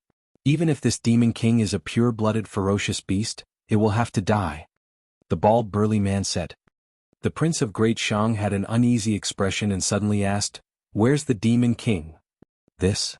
The bald burly man and white-bloused woman exchanged glances. Neither of them was certain. Searching for a single demon beast in a beast stampede was equivalent to searching for a pin in a haystack. It was indeed difficult. The skinny old man gazed ahead and suddenly said, "The beast stampede came from all directions except for one. Right ahead." The group around the princes on the spirit vessel was not the only people to sense something. The golden cores at the front did as well. Everyone gazed at the sinisterly dark forest before them with grim expressions. The arrows came from that direction. Light was blurry in the forest. The golden cores could vaguely see a blurry shadow in the forest up ahead, resembling a tiny mountain peak. "Who is there?" someone shouted. The moment he said that, the mountain peak moved. It grew endlessly. The ancient trees around them shook. In the blink of an eye, that mountain peak had already exceeded the height of the ancient trees and was more than 100 feet tall. Everyone in the allied army turned their heads over instinctively. A gigantic shadow covered them from above the skies. That was no mountain peak. It was clearly a humanoid ferocious beast that had just risen. Standing at the front with its majestic body, it was like an unshakable tower. Instantly, the entire Tsanglang mountain range seemed like it was part of the backdrop. The massive ferocious beast's black hair danced wildly and it was surrounded by demonic chi, resembling a fiend celestial. A pair of bloodshot eyes looked down at the allied army as it breathed out air currents through its nose. It was as though those bloodshot eyes could spew flames. But many cultivators were scared out of their wits and gasped. Countless horses neighed in fright and fell to the ground, peeing and shitting themselves helplessly. Even beasts had to bow down to this humanoid ferocious beast, let alone mere horses. Countless Foundation establishment cultivators fell from their mounts and the army was in chaos. Even the nascent souls who were present were shocked at the sight of this, let alone the low-leveled cultivators. This was way too ferocious. They could sense an immense killing intent from the humanoid ferocious beast, an apocalyptic malevolent chi that threatened to devour everything in its path. Up till this point of their cultivation, they had come across many pure-blooded ferocious beasts. However, even the fiercest pure-blooded ferocious beasts looked like kittens compared to this ferocious beast before them. The person blocking their way was none other than Su Zimo, who had just experienced the pain of losing a kin in his demon form. Roar! Su Zimo took a deep breath of air and his chest puffed. Opening his mouth, he took on the stance of thunderclap kill and released a deafening howl. The weather changed. Boom! It was as though thunder had struck. Against the mighty howl, the beasts cried and the birds screeched. The sound of the beasts trampling endlessly seemed to have vanished. Countless ancient trees were uprooted. The minds of the golden cores right at the front went blank as they stood motionlessly in midair with frozen looks on their faces. There was a brief pause. Poof, poof, poof. Blood mists appeared one after another. It was like a tragic burst of fireworks. Against the horrifying sound wave, dozens of golden cores exploded from the shock, turning into blood mists without corpses. The golden cores slightly further away also had stone gazes. They bled from all 7 orifices and their lives were severed. One after another, figures fell from midair. The situation on the ground was even worse for the Allied army. There were countless Qi condensation and Foundation establishment cultivators that were ruptured to death. The beast stampede had already closed in together with the howl, charging into the Allied army with a wild massacre. Spirit lights filled the skies and spirit energy surged. Fresh blood splattered all over the forest. Cultivators were weak physically and the greatest taboo for them in a fight against demon beasts was being closed in. And now, demon beasts were charging into the crowd endlessly, gnawing and swiping their claws at everything before them. This was something that Qi condensation and Foundation establishment cultivators could not defend against at all. Furthermore, there were tens of millions of demon beasts in Songlang mountain range, a few times more than the number of troops in the Allied army. Up in the skies, down on the ground, deep underground. Demon beasts were everywhere. The gathering of countless demon beasts formed a massive force. Even golden cores would most likely die if they were closed in by spirit demons of golden core realm. Only a few perfected beings with golden core phenomenons managed to hold out in midair. However, the true terror had only just begun. The moment Su Zimo returned from the bottom of the Dragon Burial Valley and decided to attack, it was already decided that Songlang mountain range would turn into an endless hell for the Allied army. Chapter 623 Vanish. Chapter 623, Vanish. Su Zimo moved his mighty body and took a step forward like a towering fiend celestial. Bang! Boom! Boom! A massive blood-colored ravine was carved out on the ground. Many Qi condensation and Foundation establishment cultivators could not dodge in time and were trampled into meat sludge by Su Zimo's gigantic feet, mixing into the ground. A single step from him caused the entire mountain range to quake. How dare you behave so insolently, beast? Kill him. Swoosh, swoosh, swoosh. Spirit lights flashed. Flying swords streaked everywhere. Many golden cores attacked and released their flying swords, sending forth a series of white beams towards Su Zimo's body like a heavy downpour. Although there were many golden cores in the Allied army, their strength were far too weak compared to the paragons of the North region 20 years ago. The flying swords they used were also superior-grade flying swords. Even supreme-grade spirit weapons were rare, let alone perfect or connate spirit weapons. Su Zimo did not dodge or avoid. In fact, he did not even blink as he allowed those white beams to pierce his body. Clang, clang, clang. The sound of metal clashing echoed. Countless flying swords were repelled, they could not pierce Su Zimo's body at all. Bang, bang, bang. Su Zimo took 3 consecutive strides forward and rammed domineeringly. Countless ancient trees were uprooted and snapped on the stop and many cultivators were trampled to death. Each time his gigantic feet stomped down on the crowd and left, a red, bloody region would appear. There were initially millions of cultivators in the Allied army. But now they were mostly defeated and split up by Su Zimo to fight in small groups. With the swarm of the beast stampede, although they had only fought for a brief moment, the Allied army received a tremendous blow and suffered heavy losses. This was the core of Songlang mountain range. Even if they wanted to retreat, there was nowhere out for them. Demon beasts were cruel and bloodthirsty by nature. Now that there was a massive massacre, the demons were even more excited and their eyes were bloodshot. On the spirit vessel, the princes of the 3 dynasties frowned. The bald burly man said darkly, "Don't worry, princes. That's only a golden core realm spirit demon. Although it's slightly larger in size, there's nothing to worry about." That's right. The white-bloused woman nodded in agreement. We just need a few top-tier golden cores in the battlefield to release their golden core phenomenons and it would be enough to kill that demon. Before her sentence was complete, a few golden cores that killed a few demon beasts in succession had already released their movement techniques to charge towards Su Zimo. "Beast, catch my river crossing chains." The person hollered and a gigantic river surged behind him, crashing on the shores. An extremely thick chain crossed the river and whipped Su Zimo ruthlessly. Bang, bang. Another few golden cores charged forward and released their phenomenons that surged with a burst power as well. Scram. Su Zimo hollered and waved his gigantic fist against the few golden core phenomenons with such vigor which seemed like he could devour rivers and mountains with his roar alone. You're asking for death. At the end of the day he's nothing but a beast. To think that he would try to take on golden core phenomenons head-on with his body. Splash. Su Zimo's tsunami blood, tendons and bones sounded together. That single punch from him instantly released a tragic aura of blood stench. Boom. There was a deafening sound. The void seemed to be frozen. Immediately after, the golden core phenomenons in midair shattered entirely. A few golden cores were severely impacted and they fell from midair with pale faces while puking blood. They were most likely doomed. The expressions of everyone on the spirit vessel changed. The strength of that demon beast had exceeded their expectations. A metallic strong body that was invulnerable against weapons, fire and water. Even the combined attack of a few golden cores with their phenomenons could not injure him at all. Instead, they were killed from a single punch by him. What sort of terrifying power did that body of his possess? Something isn't right. The Prince of Great Shang frowned with a grim expression. If this continues, our allied army is going to be destroyed by this beast. Perfected lords, please make a move. Don't worry, Prince. I'll head over right now and retrieve the head of that beast. The bald burly man glared at Su Zimo, who was not far away, with a murderous aura, and smacked his lips.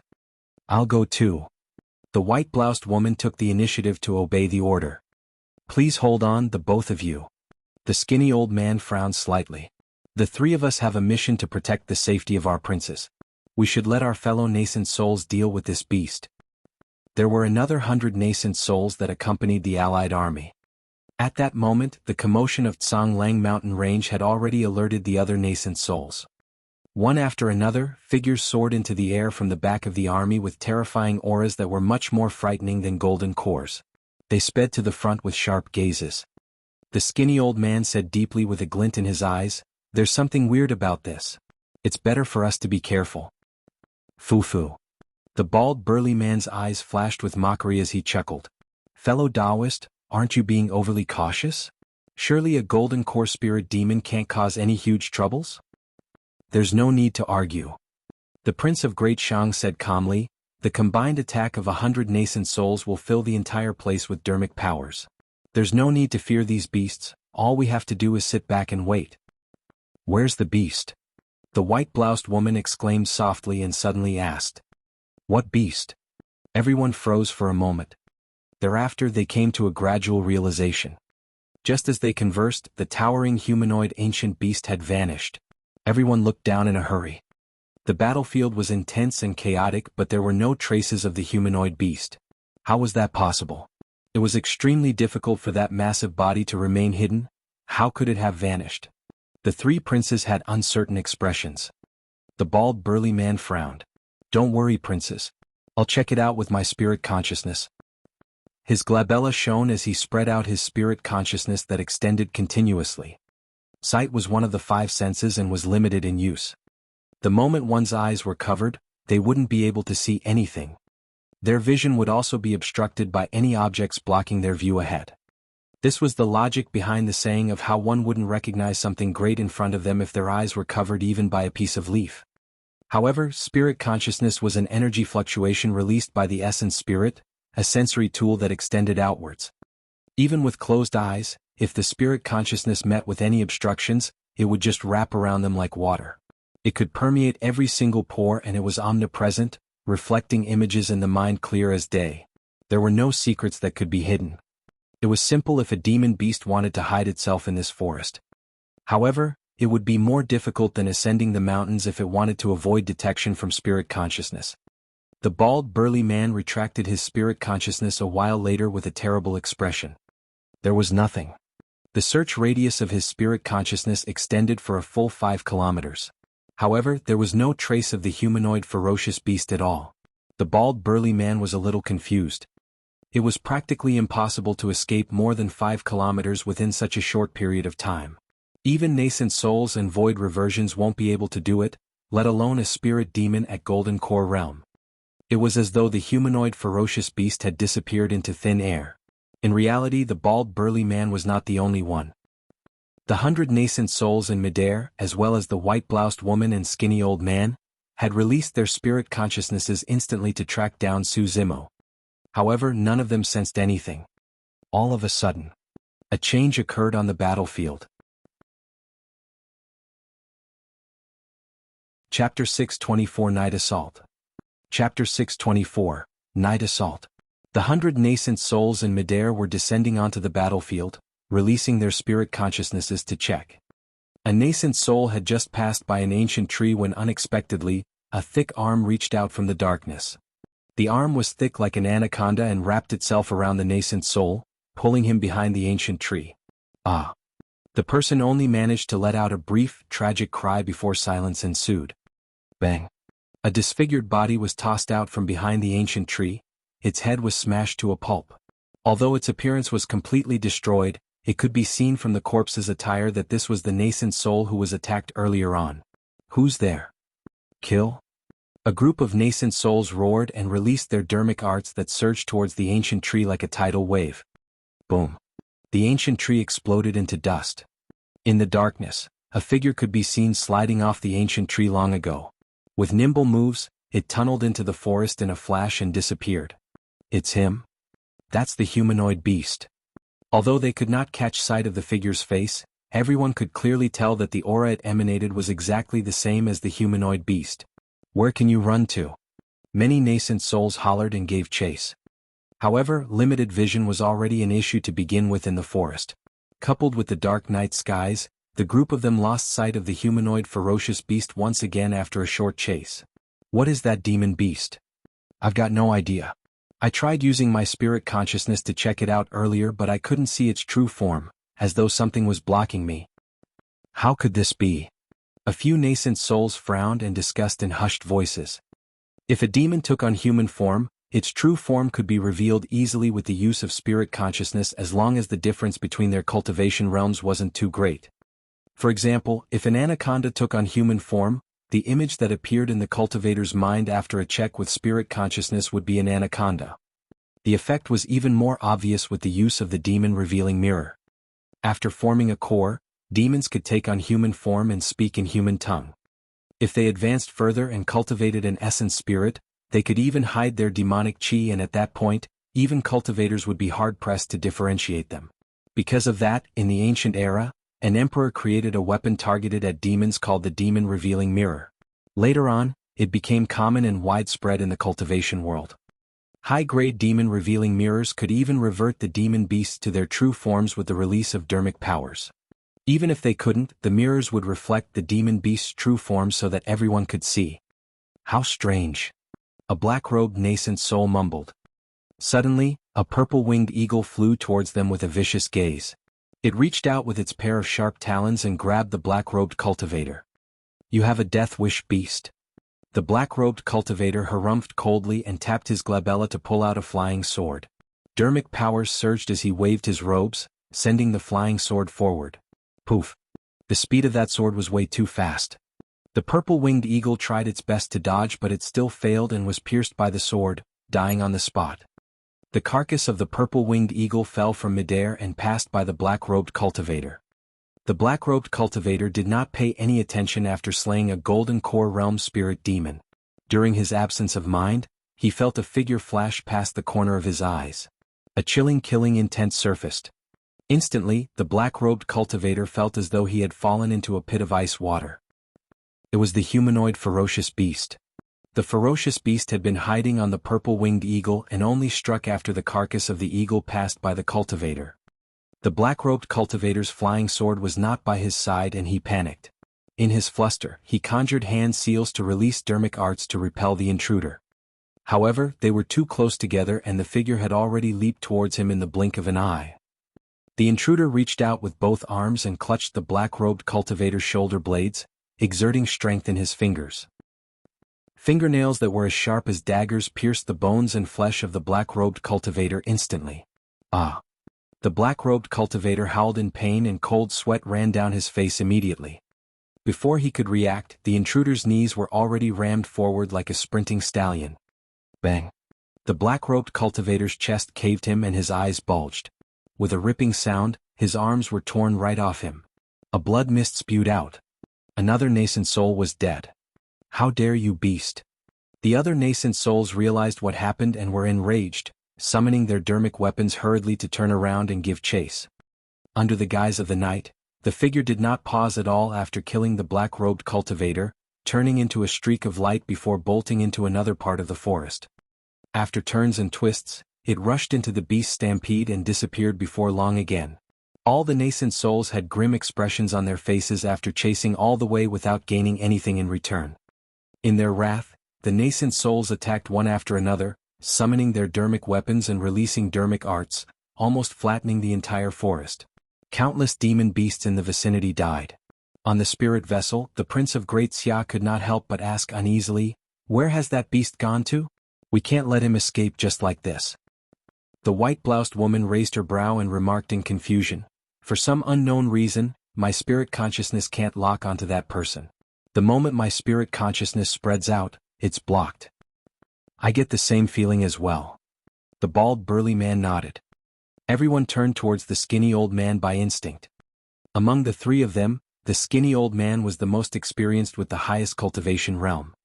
"There's only two possibilities," the skinny old man said. "First, the demon beast cultivated some sort of a demonic secret skill that can block away spirit consciousnesses. Second, it's carrying some sort of a treasure that can block out spirit consciousnesses."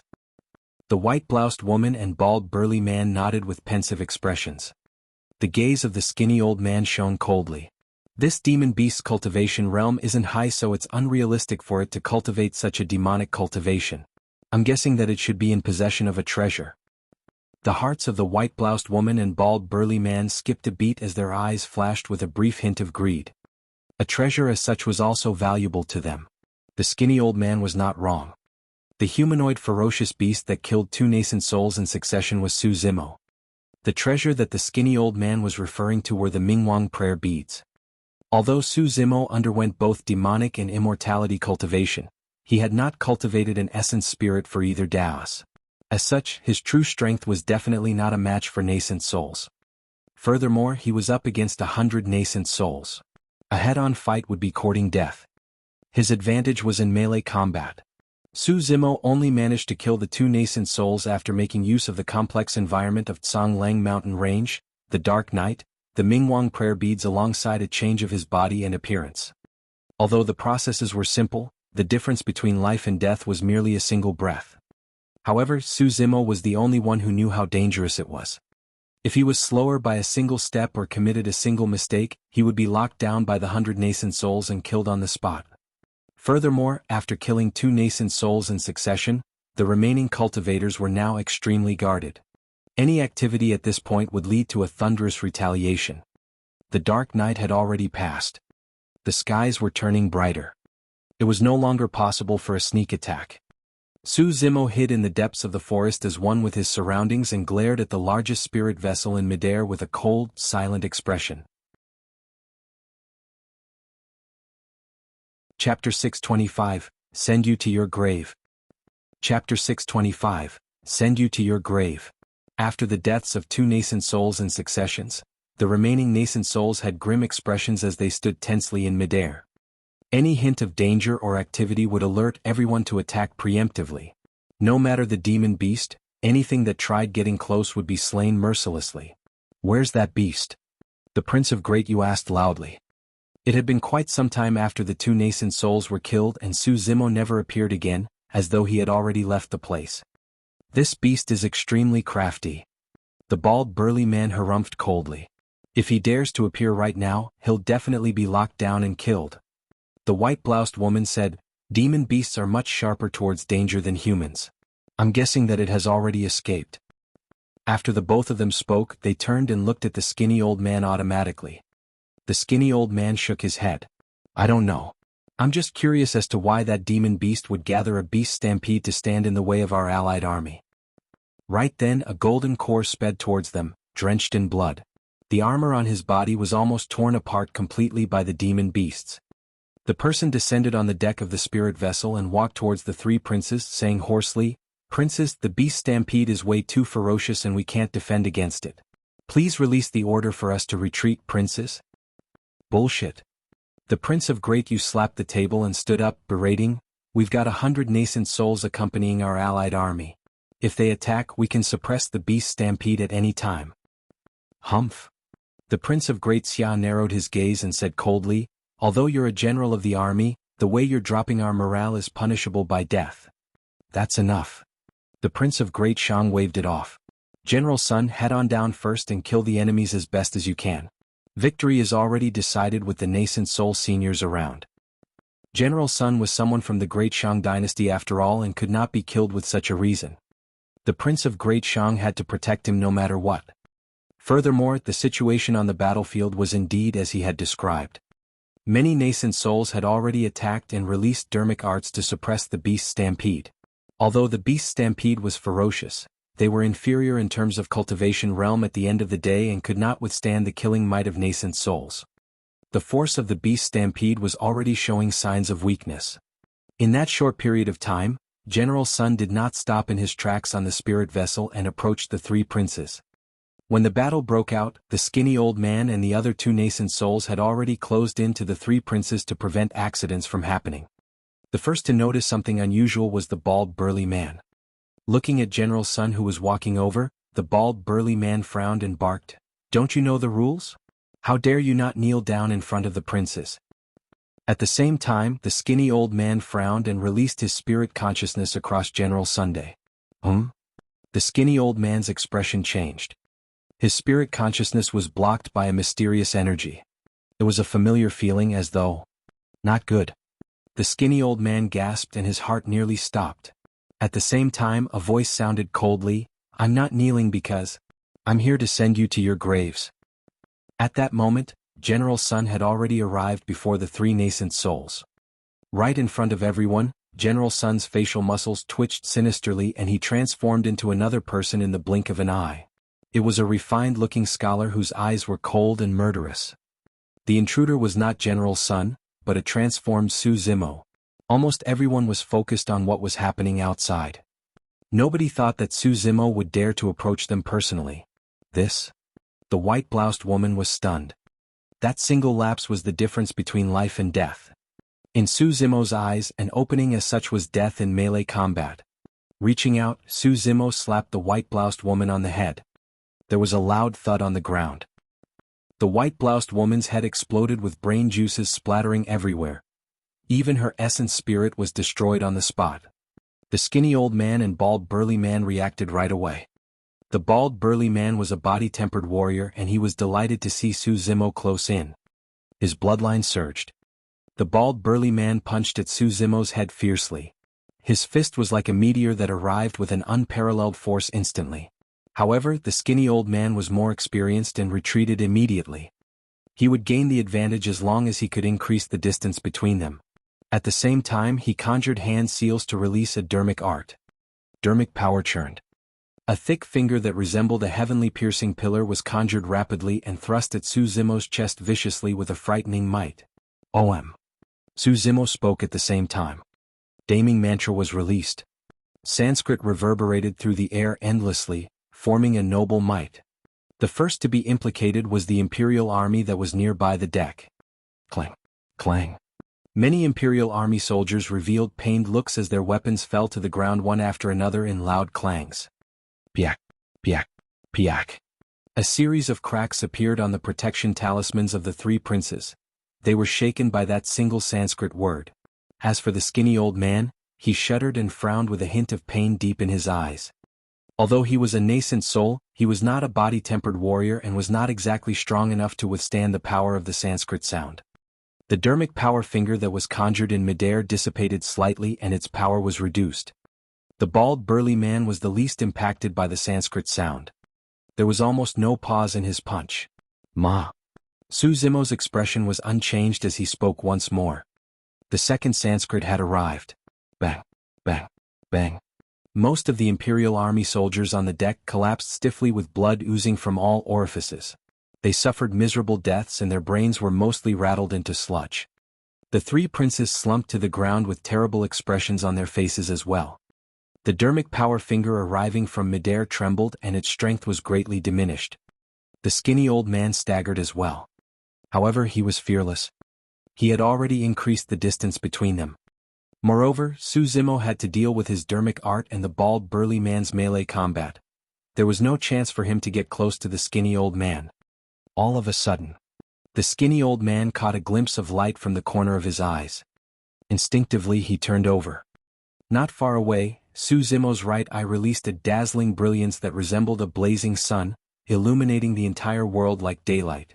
Illumination Eye. Boom. A blinding light column surged forth through the void and delved right into the skinny old man's face. Instantly the world went still. A radiance illuminated. The next moment the light beam dispersed. Night returned. On the spirit vessel, the skinny old man's body convulsed helplessly. A hollow hole appeared on his face. His features were gone and everywhere around the hole was burned. His head was penetrated by that white column of light. His essence spirit was annihilated before it even had the chance to escape. In the blink of an eye, 2 nascent souls on the spirit vessel were dead. Chapter 626, Color Change. Chapter 626, Color Change. Although the skinny old man was dead, Su Zimo was attacking in succession and did not manage to avoid the dermic power finger conjured by the former after all. Bang. Su Zimo shuddered and his organs shook. A stream of blood surged upwards and choked at his throat. Since he wanted to kill nascent souls as a golden core, he had to undertake an immense risk. Thankfully, Su Zimo had released the damning mantra in succession that reduced the impact of the skinny old man's dermic art. Otherwise he would have been severely injured with that attack. Dermic power was the energy of the universe and contained its might as well. It was not something that ordinary people could defend against. Although Su Zimo's organs were shaken now, he had a strong physique and frightening regeneration capabilities. This was an injury that he could still withstand. At the same time, the bald burly man's eyes shone viciously and his fist had already arrived. In his opinion, Su Zimo would be killed by a single punch from him even if the latter was in peak condition, let alone now that he was injured. After all, he was a nascent soul realm body-tempered warrior. Su Zimo's eyes lit up and shone viciously. His blood chi surged with the howls of dragons and roars of tigers, his tendons pulsated and his bones echoed with metallic sounds. Without retreating or avoiding, Su Zimo returned a punch as well. Bang. The 2 fists collided. A jarring and dull sound echoed with the collision of flesh and bones. The bald burly man's expression changed starkly. He could sense an unstoppable power surging through the other party's fist towards him. It was like a tsunami that threatened to devour him. This is bad, this person's physique is really strong. The bald burly man was alarmed. Although Su Zimo was not at nascent soul realm, his body was extremely frightening. The power of his blood and melee combat capabilities had far surpassed ordinary nascent souls. If a nascent soul from Glass Palace that was renowned for body tempering was here, the fight between him and Su Zimo might be indeterminate. However, this bald burly man was only an ordinary body-tempered warrior. In other words, this bald burly man wouldn't even have the advantage against Wuxia who died in Su Zimo's hands in melee combat, let alone Su Zimo himself. If Su Zimo hadn't been struck by the skinny old man's dermic art previously, victory would have been decided by that single punch. With that single exchange, the bald burly man had already sensed something amiss. The bald burly man retreated with the momentum from Su Zimo's punch, intending to increase their distance so that he could release a dermic art to kill the latter. When Su Zimo noticed the bald burly man's actions, his gaze flashed and he frowned slightly. Although he had killed 2 nascent souls in succession, the situation was extremely disadvantageous for him. Furthermore, things would only get more dangerous the longer the situation dragged on. The surrounding nascent souls were already starting to notice what was going on here. He had to kill this bald burly man with a definitive might. But now that the bald burly man had retreated with the momentum of their clash, Su Zimo was already a little too slow. It was too late for him to give chase by now. Suddenly, Su Zimo was struck by inspiration and opened his mouth. With the help of his powerful organs, tongue and mouth, Su Zimo spat the blood in his throat towards the bald burly man's face like an arrow. The damning mantra's impact on the bald burly man was minimal. However, that blood arrow could not be ignored. Su Zimo could shock golden cores to death with just the power of his voice. It was obvious how strong the corporeal blood arrow would be. The bald burly man's eyelids twitched rapidly. Unable to dodge, he could only extend his arms to block instinctively. Bang! A piercing pain surged through him when the blood arrow struck his palm. Although it did not injure his core, the bald burly man was still shocked. If he had ignored that blood arrow and took it head-on, his face would have been destroyed in a mess of flesh and blood. The bald burly man felt uneasy. However, before he could snap out of his stupor, he caught sight of a vague shadow from the corner of his eye. The bald burly man's heart sank. The next moment, he sensed an immense killing intent surging over, causing his scalp to prickle and his hairs to stand on end. That blood arrow was merely a bait. The bald burly man had goosebumps all over. Like an ancient fiend celestial, the figure had already arrived before him and pushed down on his head with a massive engulfing palm. Die. Su Zimo's ferocity was torrential as he hollered with a lightning gaze. The bald burly man did not have time to gather his dermic powers and could only cross and prop up his arms while channeling his bloodline to defend against Su Zimo's encompassing palm. Bang. Both parties collided. The bald burly man's expression changed starkly and a piercing pain surged through his arms. Immediately after, he lost all feeling in both arms. The bald burly man merely felt a tsunami-like power crushing down boundlessly. It was invincible like the collapse of the heavens. The might of a heaven's collapse was not something that human strength could defend against. Thump. The bald burly man knelt on the ground and his ankles were almost smashed. By then, most of the surrounding cultivators had already noticed what was happening over here. Everyone was shocked when they saw that. A nascent soul was forced to kneel on the ground. In everyone's eyes, the bald burly man who was trembling beneath Su Zimo's palm was like an insignificant ant struggling to survive. However, Su Zimo stood firmly and his black hair danced. His eyes were bright and lively, like an enraged diving being with a torrential might. He had suppressed a nascent soul with a single palm strike as a golden core. Who in history could achieve this? With a cold gaze, Su Zimo extended his foot and tapped the bald burly man gently on the chest. The bald burly man's body was already enduring an unimaginable burden propping up Su Zimo's palm. His bones creaked as though they could collapse at any moment. He could only watch as Su Zimo's foot arrived without any way of dodging. Snap. The bald burly man's chest caved in right away. The bones in his chest shattered and the snapped bones pierced his heart, ending his life. The bald burly man's blood chi deteriorated rapidly as blood gurgled in his agape mouth. His eyes were listless and filled with the aura of death. His glabella shone. A glow appeared. The bald burly man's essence spirit left his body and was trying to escape. Ma. He chanted in Sanskrit. The damning mantra descended once more. The bald burly man's essence spirit shuddered and its glow dimmed. The essence spirits of nascent souls were filled with impurities and extremely weak. After leaving their physical bodies, the essence spirits couldn't even withstand the heat of the sun or the coldness of rain. At the very least, the essence spirits would already be severely injured, if not dead. Essence spirits were only free to leave at will without fear of the blazing suns and roam the world once one cultivates to the void reversion realm. Although the bald burly man's body could withstand the might of the damning mantra, his essence spirit could not. That single Sanskrit sound annihilated his essence spirit. Su Zimo continued pushing down with his palm. Boom. The bald burly man's body was squashed onto the deck of the spirit vessel, turning into a meat sludge with its tendons and bones crushed completely along with a destroyed essence spirit. A clear blood-colored imprint appeared on the deck, etched deeply. The spirit vessel was made of superior-grade metal and was even tougher than superior-grade spirit weapons. But now, a mark was etched onto it by Su Zimo's palm. Roar. Su Zimo stood up, his palm still stained with the blood of the nascent soul as he let out a shuddering aura. With a frightening gaze, he surveyed the surroundings before releasing a reverberating roar. Roar. Roar. Roar. Immediately after, the beasts howled in unison and all demons went wild. Instantly, demonic chi filled the air and the color of the mountains and rivers changed. Chapter 627, Buried Along with Him. Chapter 627, Buried Along with Him. Initially, the beast stampede was already showing signs of defeat after the onslaught of the nascent souls. But now, after Su Zimo's appearance to murder 3 nascent souls on the spirit vessel with a thunderous might, blood stained the skies.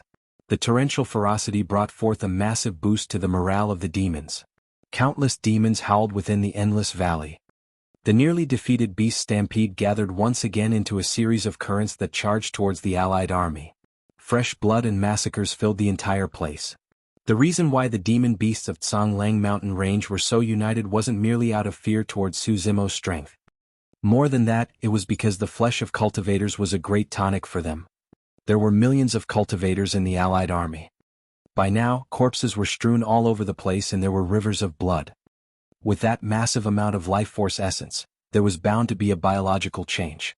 There was a high chance that a fiend demon could be born in Tsanglang Mountain Range after this battle. Demon beasts were also sentient and all of them wanted to become fiend demons. Prior to this, the 100 nascent souls traveled far away from the spirit vessel as they expanded their search radius for Su Zimo. Although they noticed what was happening on the spirit vessel, it was already too late for them to return.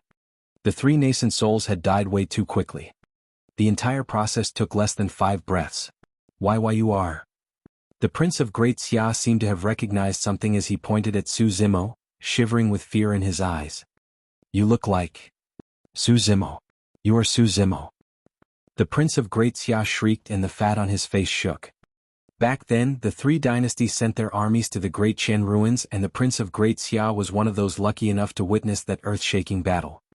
Although that strongest monster incarnate in history leaped down into the Dragon Burial Valley and died, the memory of his face was everlasting like a nightmare. Su Zimo. The moment that name was spoken, there was an uproar. How is that possible?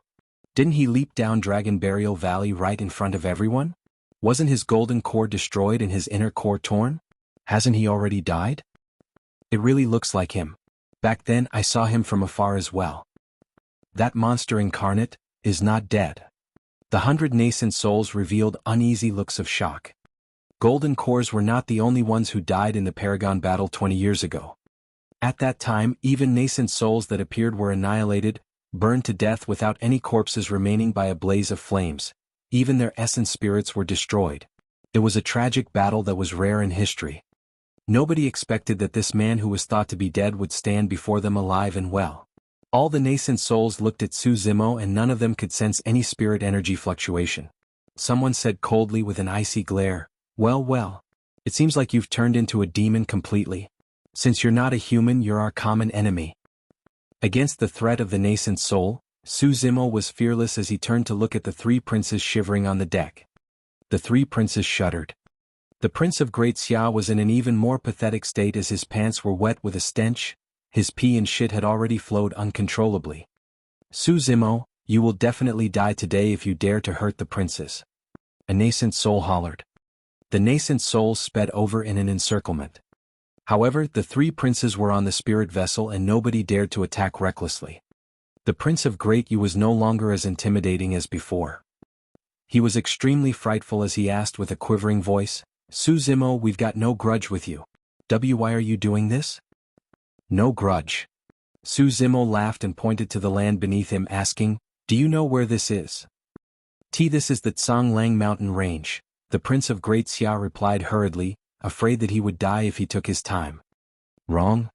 Su Zimo shook his head. This is the Yen country. The allied army of the 3 dynasties sent forth millions of troops to invade the territory of the Yen country while massacring countless of our citizens. Yet you say that you have no grudge with me? If you spare us, we'll withdraw our troops right away. The Prince of Great Shang was the only one who could maintain his composure right now among the 3 princes as he said with a dark voice. Withdraw? Su Zimo laughed. Nothing in the world is that easy. The Prince of Great Shang snarled, what do you want? Su Zimo gazed at Jianghu city that was still billowing with smoke in the distance and said, how many people in these lands have died to the merciless iron hooves of your army? How many people have died in this chaotic era of war? He retracted his gaze and turned to the 3 princes asking coldly, who is going to atone for their lives? Su Zimo's tone was extremely calm. However, the more that was the case, the more afraid the 3 princes felt. Beneath that refined exterior was a fiend demon that could devour anyone at any moment. Fellow Taoist, you're a cultivator. The Prince of Great Shang was smart and did not point out Su Zimo's identity as a demon right now, afraid of triggering the latter. Gulping to compose himself, he continued, since you're a cultivator, you've already let go of your mortal self and severed your ties with mortality. Why does the lives of the living beings in the world matter to you, fellow Taoist?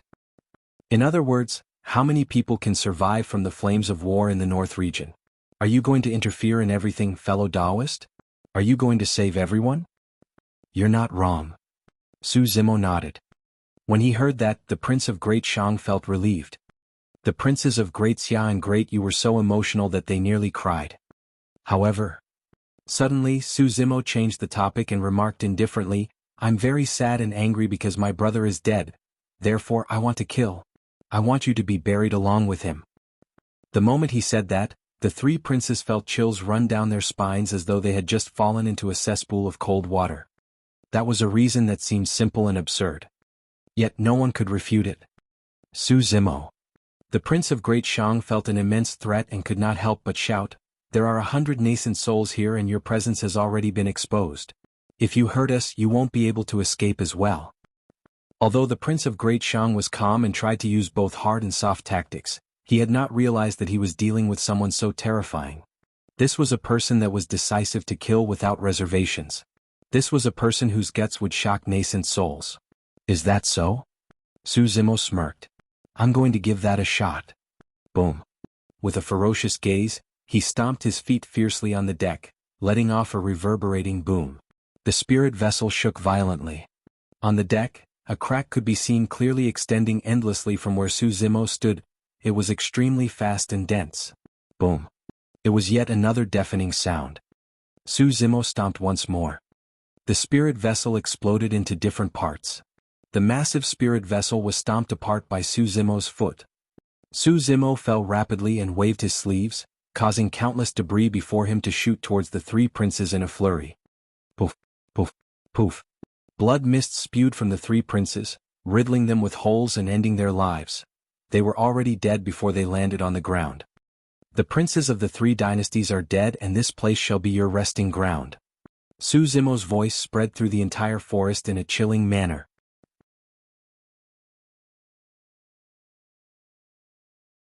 Chapter 628, Escape.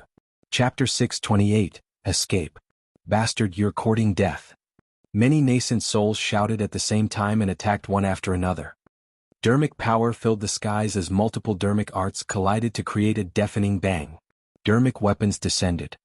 The might of the universe enveloped Songlang mountain range and the entire valley quaked violently. Mountain peaks collapsed, gravel rolled, ancient trees fell over and dust billowed. It was like an apocalypse. The nascent souls present were truly enraged. Su Zimo had murdered the three princes right in front of them. That was equivalent to a complete disregard for them. Furthermore, with the three princes dead and a heavy loss for the allied army, they could only retreat even if they survived. This conquest could only be considered as a failure. After killing the three princes, Su Zimo did not linger at all and escaped right away. His inner core churned fanatically and his blood chi surged. Descending rapidly, he stuck close to the ground like an anaconda and slithered towards the depths of the forest with extremely nimble movement techniques. His frightening spirit perception was released. He was escaping with all his might. Bang, bang, bang, swoosh, swoosh, swoosh. The sound of dermic arts bombarded his ears constantly. Dermic weapons tore through the air with cold gleams. Against the hunt of 100 nascent souls, a single mistake would result in instant death. A dermic art descended. Su Zimo's tendons and bones rang at the same time and his body contorted to a degree beyond the limits of an ordinary person. By a hair's breadth, he evaded the dermic art again. Bang. The dermic art ruptured a mountain rock that smashed down heavily on Su Zimo's back. He coughed out a mouthful of blood but he did not stop at all. At that moment, a single moment of sluggishness in his movement would result in instant death. A flying sword streaked by. A bloody gash appeared on Su Zimo's thighs. However, there was no fluctuation in his eyes, as though he could feel no pain at all. As Su Zimo escaped, he coordinated his muscles to allow the flesh on both sides of the wound to close and stop the blood flow momentarily. He continued sprinting and his speed had already reached its limits. To be fair, this was also because it was dark in Songlang mountain range at the moment and he had the advantage of the complicated terrain. Mountain peaks, forests, trees and holes, there were way too many places for him to hide. Su Zimo had cultivated the mystic classic of the 12 demon kings of the great wilderness and had spent a year living in Songlang mountain range many years ago. As such, he knew this place like the back of his hand. That was the reason why he was able to maneuver his way around for such a long time against the pursuit of 100 nascent souls. In fact, there were a few times when he nearly shrugged them off his tail. However, as time passed by, Su Zimo's situation became increasingly dangerous. He was injured. The frantic escape took a huge toll on him and he had no time to recuperate at all. His speed was bound to drop after an extended period of time. Furthermore, it was no longer late at night. As the day turned brighter, the vision range of the nascent souls would increase as well. Once they formed an encirclement, it would be difficult for him to escape even if he had wings. Beast, you're bound to die today. The 100 nascent souls had cultivated for several hundred years and with their experience, they could naturally read the current situation. I think we should capture this beast alive. That's right. I'm sure that there are countless factions and sects in the North region who are interested in this lad. The 100 nascent souls were confident of their victory and began discussions. After all, there were way too many secrets on Su Zimo. He had entered the Human Emperor's palace and was the second person in history after the Human Emperor to cultivate to the Extreme Foundation Establishment realm. He was the only one who knew the secrets behind the Extreme Foundation Establishment realm. Furthermore, he was in possession of the legendary treasure, the Divine Phoenix Bone. The eyes of the 100 nascent souls shone with excitement. In reality, at their cultivation realm, they were no longer really attracted towards the strife of dynasties. Although this conquest was a failure, if they could capture Su Zimo alive and obtain a treasure such as the Divine Phoenix Bone, the trip would definitely not be wasted. I'm extremely curious how someone in this world can fuse the cultivation techniques of demons and immortals. A nascent soul mulled deeply. The other perfected lords looked on keenly in silence. In reality, everyone had the same idea. Although Su Zimo had many treasures and secrets on him, what was truly valuable was that unknown demonic cultivation technique. Everyone witnessed how Su Zimo was able to kill 5 nascent souls above his level after cultivating the technique. Although they were sneak attacks that preyed on one's carelessness, it was still frightening. Furthermore, Su Zimo's movement speed was not weaker than nascent souls. The strength of his body and intensity of his blood chi was shocking as well. Both sides continued with the chase and escape. A group of nascent souls discovered to their shock that the forest before them was gradually thinning. Everyone gazed into the distance. The path ahead was clear. Ah! That lad chose a wrong path in his panic and escaped out of the mountain range. The perfected lords roared in laughter and chased endlessly. If they left the forest, it would mean that Su Zimo's final hope at escaping would be gone. The perfected lords witnessed Su Zimo sprint furiously into a small town closest to Tsonglang mountain range before entering a room in a mansion and never appearing again. Everyone hold on. Let's not get careless. There might be some reason why that lad escaped here. Someone stopped the group with a doubtful expression. Brother Lee, you're giving too much credit to this lad. Someone at the side chuckled softly. Take a look at what's in that mansion. A corpse. Someone came to a realization. I've got it. That must be his brother's corpse. That's right. After knowing that he has nowhere to run, the lad has most likely returned to this place so that he can die with his brother. A nascent soul declared confidently, this is what it means by returning to one's roots. If I'm not mistaken, this small town should be where the lad was born. It's highly possible. Let's go. The nascent souls emanated with sharp auras as they barged into the small town. With the huge commotion, the citizens that chose to remain in the town were long awakened. Everyone had frightful expressions, hiding in their houses not daring to make any sound. Granny, what are you afraid of? In a dilapidated house, a naive sound of a child echoed. Although the voice was weak, the nascent souls in midair heard everything loud and clear. Shoo. The old lady raised her finger and whispered in a hushed tone, Child, don't speak. You will die if the immortals are offended. Why? The child asked with widened eyes of curiosity, why would the immortals be offended? What did I do? Sigh, there's no need for any reason for immortals to be offended. The old lady sighed.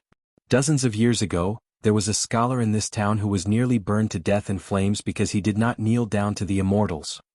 Ah! The child exclaimed, seemingly scared. The old lady clutched the child's mouth hurriedly and broke out in cold sweat. When she released her hand slowly a while later, the child had a pensive look before whispering, Granny, there are also good and bad immortals. The immortals who kill without reason are bad immortals. There was a boom. The roof above the both of them was torn away all of a sudden. 100 mighty figures stood in midair and looked down at the both of them coldly. The old lady hugged the child tightly with frightful eyes and shivered. A nascent soul barked coldly with a menacing gaze. Talking bad about immortals behind our backs is a crime punishable by death. Suddenly, there was a creak and a door opened in a mansion not far away. A refined-looking scholar strode out with long green robes. Chapter 629 Three Formations. Chapter 629 Three Formations. The scholar who arrived with a fresh set of green robes was Su Zimo, who had escaped here. The attention of the 100 nascent souls were drawn over immediately. The old lady could not see what was going on outside and merely hugged the child tightly in her embrace. "You're finally willing to show yourself, little beast?" Many nascent souls stood in midair and looked down at the mansion not far away, sneering in mockery. Su Zimo had an indifferent expression and walked down the stone steps into the courtyard. He gazed silently at the old man beneath the peach blossom tree with a deep sorrow in his eyes. The old man's eyes were closed and he had a peaceful expression, as though he was in a deep sleep. The furnace made of red clay burned and flickered. There was a bowl of wine remaining above that was still warm. Su Zimo was oblivious to the encirclement of the 100 nascent souls and walked towards the furnace. He lifted the remaining bowl of wine and finished it in a gulp. "This wine is truly fragrant," Su Zimo muttered softly. Those were Su Hong's last words. Every living being lived for worldly desires to chase profits and gains. Even cultivators could not escape from secular desires and sought power or immortality. How many people could be like Su Hong and leave with acceptance and grace? "Beast?" A nascent soul hollered. "If you surrender and hand over the divine phoenix bone along with your demonic cultivation technique now, we can leave you with a full corpse. Otherwise, I'm going to burn your brother's corpse into ashes." Su Zimo remained silent as he looked at the 100 nascent souls in midair with a hint of mockery. Another nascent soul laughed sinisterly. "Also, after today nobody here shall be spared." His voice spread through the entire Pingyang town. Exclamations sounded one after another in the houses. In fact, the faint sound of women and children sobbing and yelling could be heard in some of the mansions as a fear slowly grew in the hearts of everyone in Pingyang town. In the dilapidated house, the old lady rubbed the child's back and consoled him in a hushed voice. However, there were two streams of warm tears running down her face. In the face of cultivators, the lives of mortals were like grass and they were completely helpless. This was their lives. They could do nothing. An old man clutched his walking stick and wobbled out of his room. He kowtowed towards the mighty figures in midair and said in a tragic voice, "Exalted immortals, please take pity on us. I'm an old man who doesn't have long to live. I can die without regrets no matter how you want to punish me. However, there are more than 3,000 women and children in Pingyang town. Please take pity on us and give them a chance to live." The old man had a heart-wrenching expression as he sobbed in misery. However, the 100 nascent souls in midair had cold expressions. Some of them ignored him, some of them looked at him with mockery, and there were even some that laughed coldly. "How irritating!" A nascent soul hollered loudly with a look of impatience. The old man heard a boom in his ears and felt dizzy, falling headfirst to the ground. "Ha ha ha!" The nascent soul roared in laughter. "You guys can only blame this town for giving birth to a monster incarnate, a beast. He's the one that implicated all of you." Heis. Right then, a cold sigh sounded from the courtyard. "Since you're all here, don't leave." Su Zimo said indifferently, "Activate." Buzz. Whoosh. Thud. Thud. Thud. Instantly heaven and earth shook. An evil gust of wind surged above the firmaments and lightning flashed. The shine of the moon and stars was bedazzling as a frightening and sinister energy descended all of a sudden to envelope Pingyang town. Ah! To the horror of the 100 nascent souls in midair, they discovered that they could not use their essence spirits. An extremely beguiling energy had restricted their essence spirits firmly. The reason why nascent souls were strong was because they could manipulate the energy of the universe after cultivating their essence spirits. In other words, that was the legendary dermic power. The crux to using dermic weapons and arts was their essence spirit. Once their essence spirits were locked, the nascent souls had practically lost their strongest means. "It's a formation. A formation." A nascent soul exclaimed loudly in a flustered manner. "Shut up." Someone else berated. "Everyone can tell that it's a formation. But what formation is it exactly?" Given their experience, all of them naturally knew that they had fallen into an ambush given the situation. A nascent soul took a deep breath and tried his best to compose himself. I've dabbled a little into formation techniques before. If I'm not wrong, this should be the ancient essence lock formation of the ancient era. However, this ancient formation has been lost for a long time. How is it? All of a sudden, a mist shrouded the surroundings of the small town. Those that were standing in Pingyang town could no longer see what was going on outside. The small town had been isolated completely. Another formation.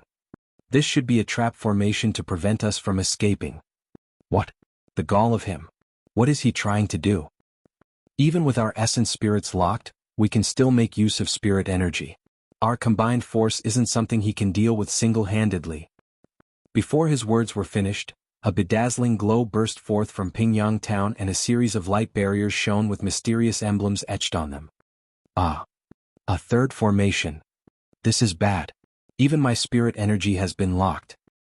It's the ancient spirit lock formation. The expressions of the nascent souls changed and they could no longer control their bodies as they fell from midair one after another. This time round, everyone truly panicked. There was an ancient spirit lock formation and an ancient essence lock formation. They were almost entirely crippled. Coupled with a trap formation, Pingyang town was now a cage. Among the three formations, the trap formation and ancient spirit lock formation were laid down by Su Zimo during his free time while accompanying Su Hong.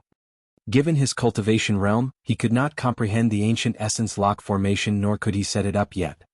The reason why he could activate the ancient formation was because of the 49 formation flags that he had obtained from the old temple at the bottom of the Dragon Burial Valley. The set of formation flags was from the Great Qian Empire's palace and was later kept in the old temple after the empire was destroyed. On the surface they seemed like unassuming flags. However, in reality a lot of work was put into the production of each flag. The flagpoles were made from the bones of fiend demons and the flag banners were made from the skin of fiend demons with additional reinforcement. The hair of the fiend demons were used as the thread to secure and tie the flagpole and the banner. The blood of fiend demons was used as ink to draw the patterns on the flag using a brush made of dermic power. With the 49 flagpoles, all Su Zimo had to do was draft out the radius of the ancient essence lock formation and calculate where to place the formation eyes. Thereafter, he could activate the formation after plotting the formation flags. Formations had many requirements, took a long time to set up and were passive. Coupled with the fact that many ancient formations had gone missing, the Tao of formation had been on the decline. However, there was naturally a reason why the Tao of formations was still passed down from history as one of the four unorthodox groups. The ancient era when the Tao of formations flourished the most was also the period of time when humans established their foundations. Humans were innately weak and relied on countless ancient formations in the beginning to defend against the thousands of races. Because formations required a fixed location and a pre-planned setup, it was extremely difficult to use them. The stronger the formation, the longer it required to set them up. There was no way any party would wait for the other to set up a formation before fighting to the death. That was the reason why an emperor invented formation flags to make up for the weakness of the Tao of formations. The emperor was known as the Formation Emperor and he was one of the ancient emperors who was ranked alongside the Weapon Emperor who created the demon revealing mirror. Chapter 630 Green Robes, A Bloodied Path. Chapter 630, Green Robes, A Bloodied Path. The bottom of the Dragon Burial Valley did not only contain the legacies of the Daming and Fahua monasteries, there were also old massive items of the North region from the past as well as the legacy of the Great Qin Empire. Su Zimo was dormant at the bottom of the Dragon Burial Valley for 20 years isolated from the world. As such, his strength had already grown to a terrifying degree. His growth was not merely in terms of his comprehension of Buddhism. His understanding of formations deepened as time went by as well. The three formations were interlinked and it would be difficult to achieve the current effect if even one of them was missing. To the many mortals, something seemed to have happened to the high and mighty immortals up in the skies as they fell one after another. How could this be? Could the heavens be serving justice? In the midst of the mortals' confusion, a figure rose slowly into the skies. The person wore a set of green robes and had refined features. His expression was cold and there was a deep murderous look in his eyes as he wielded a blood-red saber. He looks familiar. He looks like... The old lady's mouth opened slightly as she stared at the figure in the skies with disbelief, muttering continuously, "It's him, it's him. Granny, who is that?" The child in her embrace also saw the figure in midair and asked out of curiosity. Second young Master Su. It's second young Master Su of the Su family, the old lady said with a trembling voice. Even after dozens of years, the old lady recognized Su Zimo right away. That was because even though dozens of years had passed, age left nothing on the face of second young Master Su, and he looked the same as before. Su Zimo turned sideways and glanced at the old lady and child before nodding. The murderous look in his eyes softened considerably. The old lady was stunned. It was a familiar act, and she felt like she had returned to the past in the blink of an eye. Even after turning into an immortal, second young Master Su had not changed. The child's eyes widened without blinking. This was an immortal as well. However, the child did not feel any fear or pressure from Su Zimo. The initially pounding heart of the child calmed down. Wielding Blood Quencher, Su Zimo stood in midair and looked down at the nascent souls who were scurrying to escape in Pingyang Town with a mocking look in his eyes. You're still trying to escape? Su Zimo descended from the air with his arms raised, and Blood Quencher buzzed loudly, as though it was extremely excited. He slashed down at the crowd. A blood beam burst forth. Boom. The crowd split into two and a ravine tore the ground asunder. 7 nascent souls were cleaved into two by the blood beam, and their organs splattered onto the ground with a nauseating blood stench. This was the first time Blood Quencher consumed blood after its rebirth. The saber shone with a bright malevolent aura. Su Zimo moved and burst into the crowd in a flash. Blood Quencher swept horizontally. Buzz. A blood-colored ripple spread out across the air across the crowd. Poof, poof, poof. Enveloped by the blood-colored ripple, more than 10 nascent souls had their heads sliced off with blood spewing, as though a sharp blade had cut them off. Their essence spirits were locked and perished on the spot without a chance to even escape. Fellow perfected lords, let's stop running. If we continue escaping, we'll definitely be killed by this beast one after another. Perfected Lord Yundu, hurry and dispel the formation while we fight against him to buy time for you. That's right. Let's join forces. Everyone shouted and regrouped together, sending forth a burst of blood chi towards Su Zimo. The perfected lords at the front were body-tempered warriors who released their blood chi and charged forward with dancing halberds and swords. Splash. Su Zimo's blood chi surged with the sound of tsunamis as he slashed in reverse with a shocking momentum. His saber stances resembled waves crashing onto shores. Clang, clang, clang. Blood Quencher collided heavily against the weapons of the nascent souls and released a tremendous force that resembled an unstoppable tidal wave. Someone could not withstand it and spat out a mouthful of blood on the spot. His palm was split and his weapon was repelled as he fell over. With their essence spirits and spirit energy restricted, the perfected lords were only left with their physiques and blood chi. However, none of them could compete against Su Zimo in terms of physique and blood chi. They wielded dermic weapons, but they could not channel their dermic powers with their essence spirits restricted. As such, they could not unleash the true power of the dermic weapons and could not defend against the edge of Blood Quencher. Blood light flashed intermittently, and the remaining nascent souls could not defend against Su Zimo's slaughter even when they grouped together. After obtaining the legacy of the Saber Emperor and this generation's Azura, Su Zimo's understanding of the saber had already reached a relatively frightening degree. There was the countercurrent, raging tides, vortex and ripple of the sea calming manual. There was the ghost howl, blood flow, hell, white bones, phantom and corpse of the Azura saber. At times it was tough and resolute. At times it was fluid as water, at times it was majestic and mighty, at times it was sinister and eerie. Blood Quencher drank an endless amount of fresh blood in the hands of Su Zimo. The blood gleam on the saber intensified as though Blood Quencher was getting excited.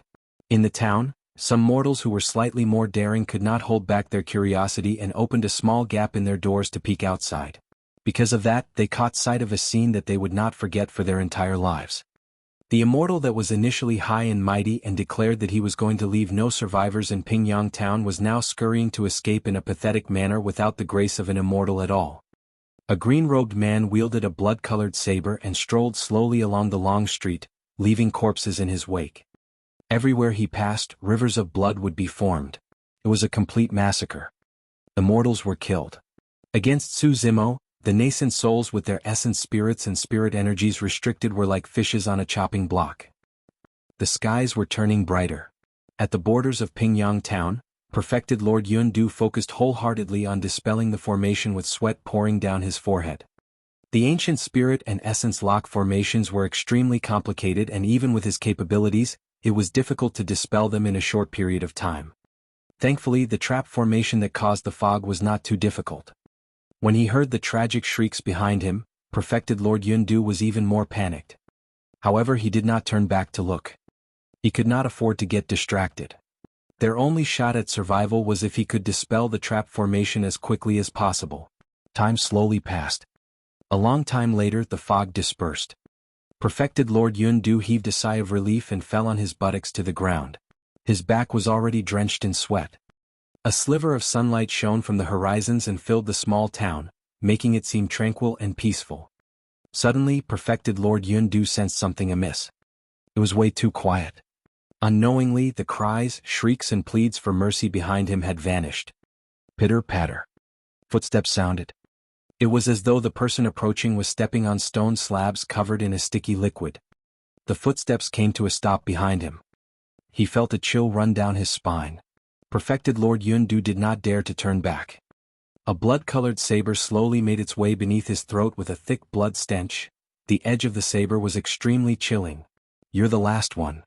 A voice sounded faintly and indifferently without any emotions in his ears. A flash of blood appeared. Perfected Lord's head rolled off with fresh blood splattering. His head rolled a couple of times on the ground before facing Pingyang town. His eyes were widened. Green robes, a bloodied path. Two distinctly different colors triggered his final senses. His consciousness gradually faded into oblivion. You're tuning in to the Han Lee's Wuxia Adventures YouTube channel. We're so grateful for your support, and don't forget to subscribe to join us on this incredible journey through captivating stories. Your generosity through donations truly makes a world of difference, as it's the primary source of revenue that allows me to expand and enhance this channel for you. Thank you from the bottom of my heart for being a part of this adventure.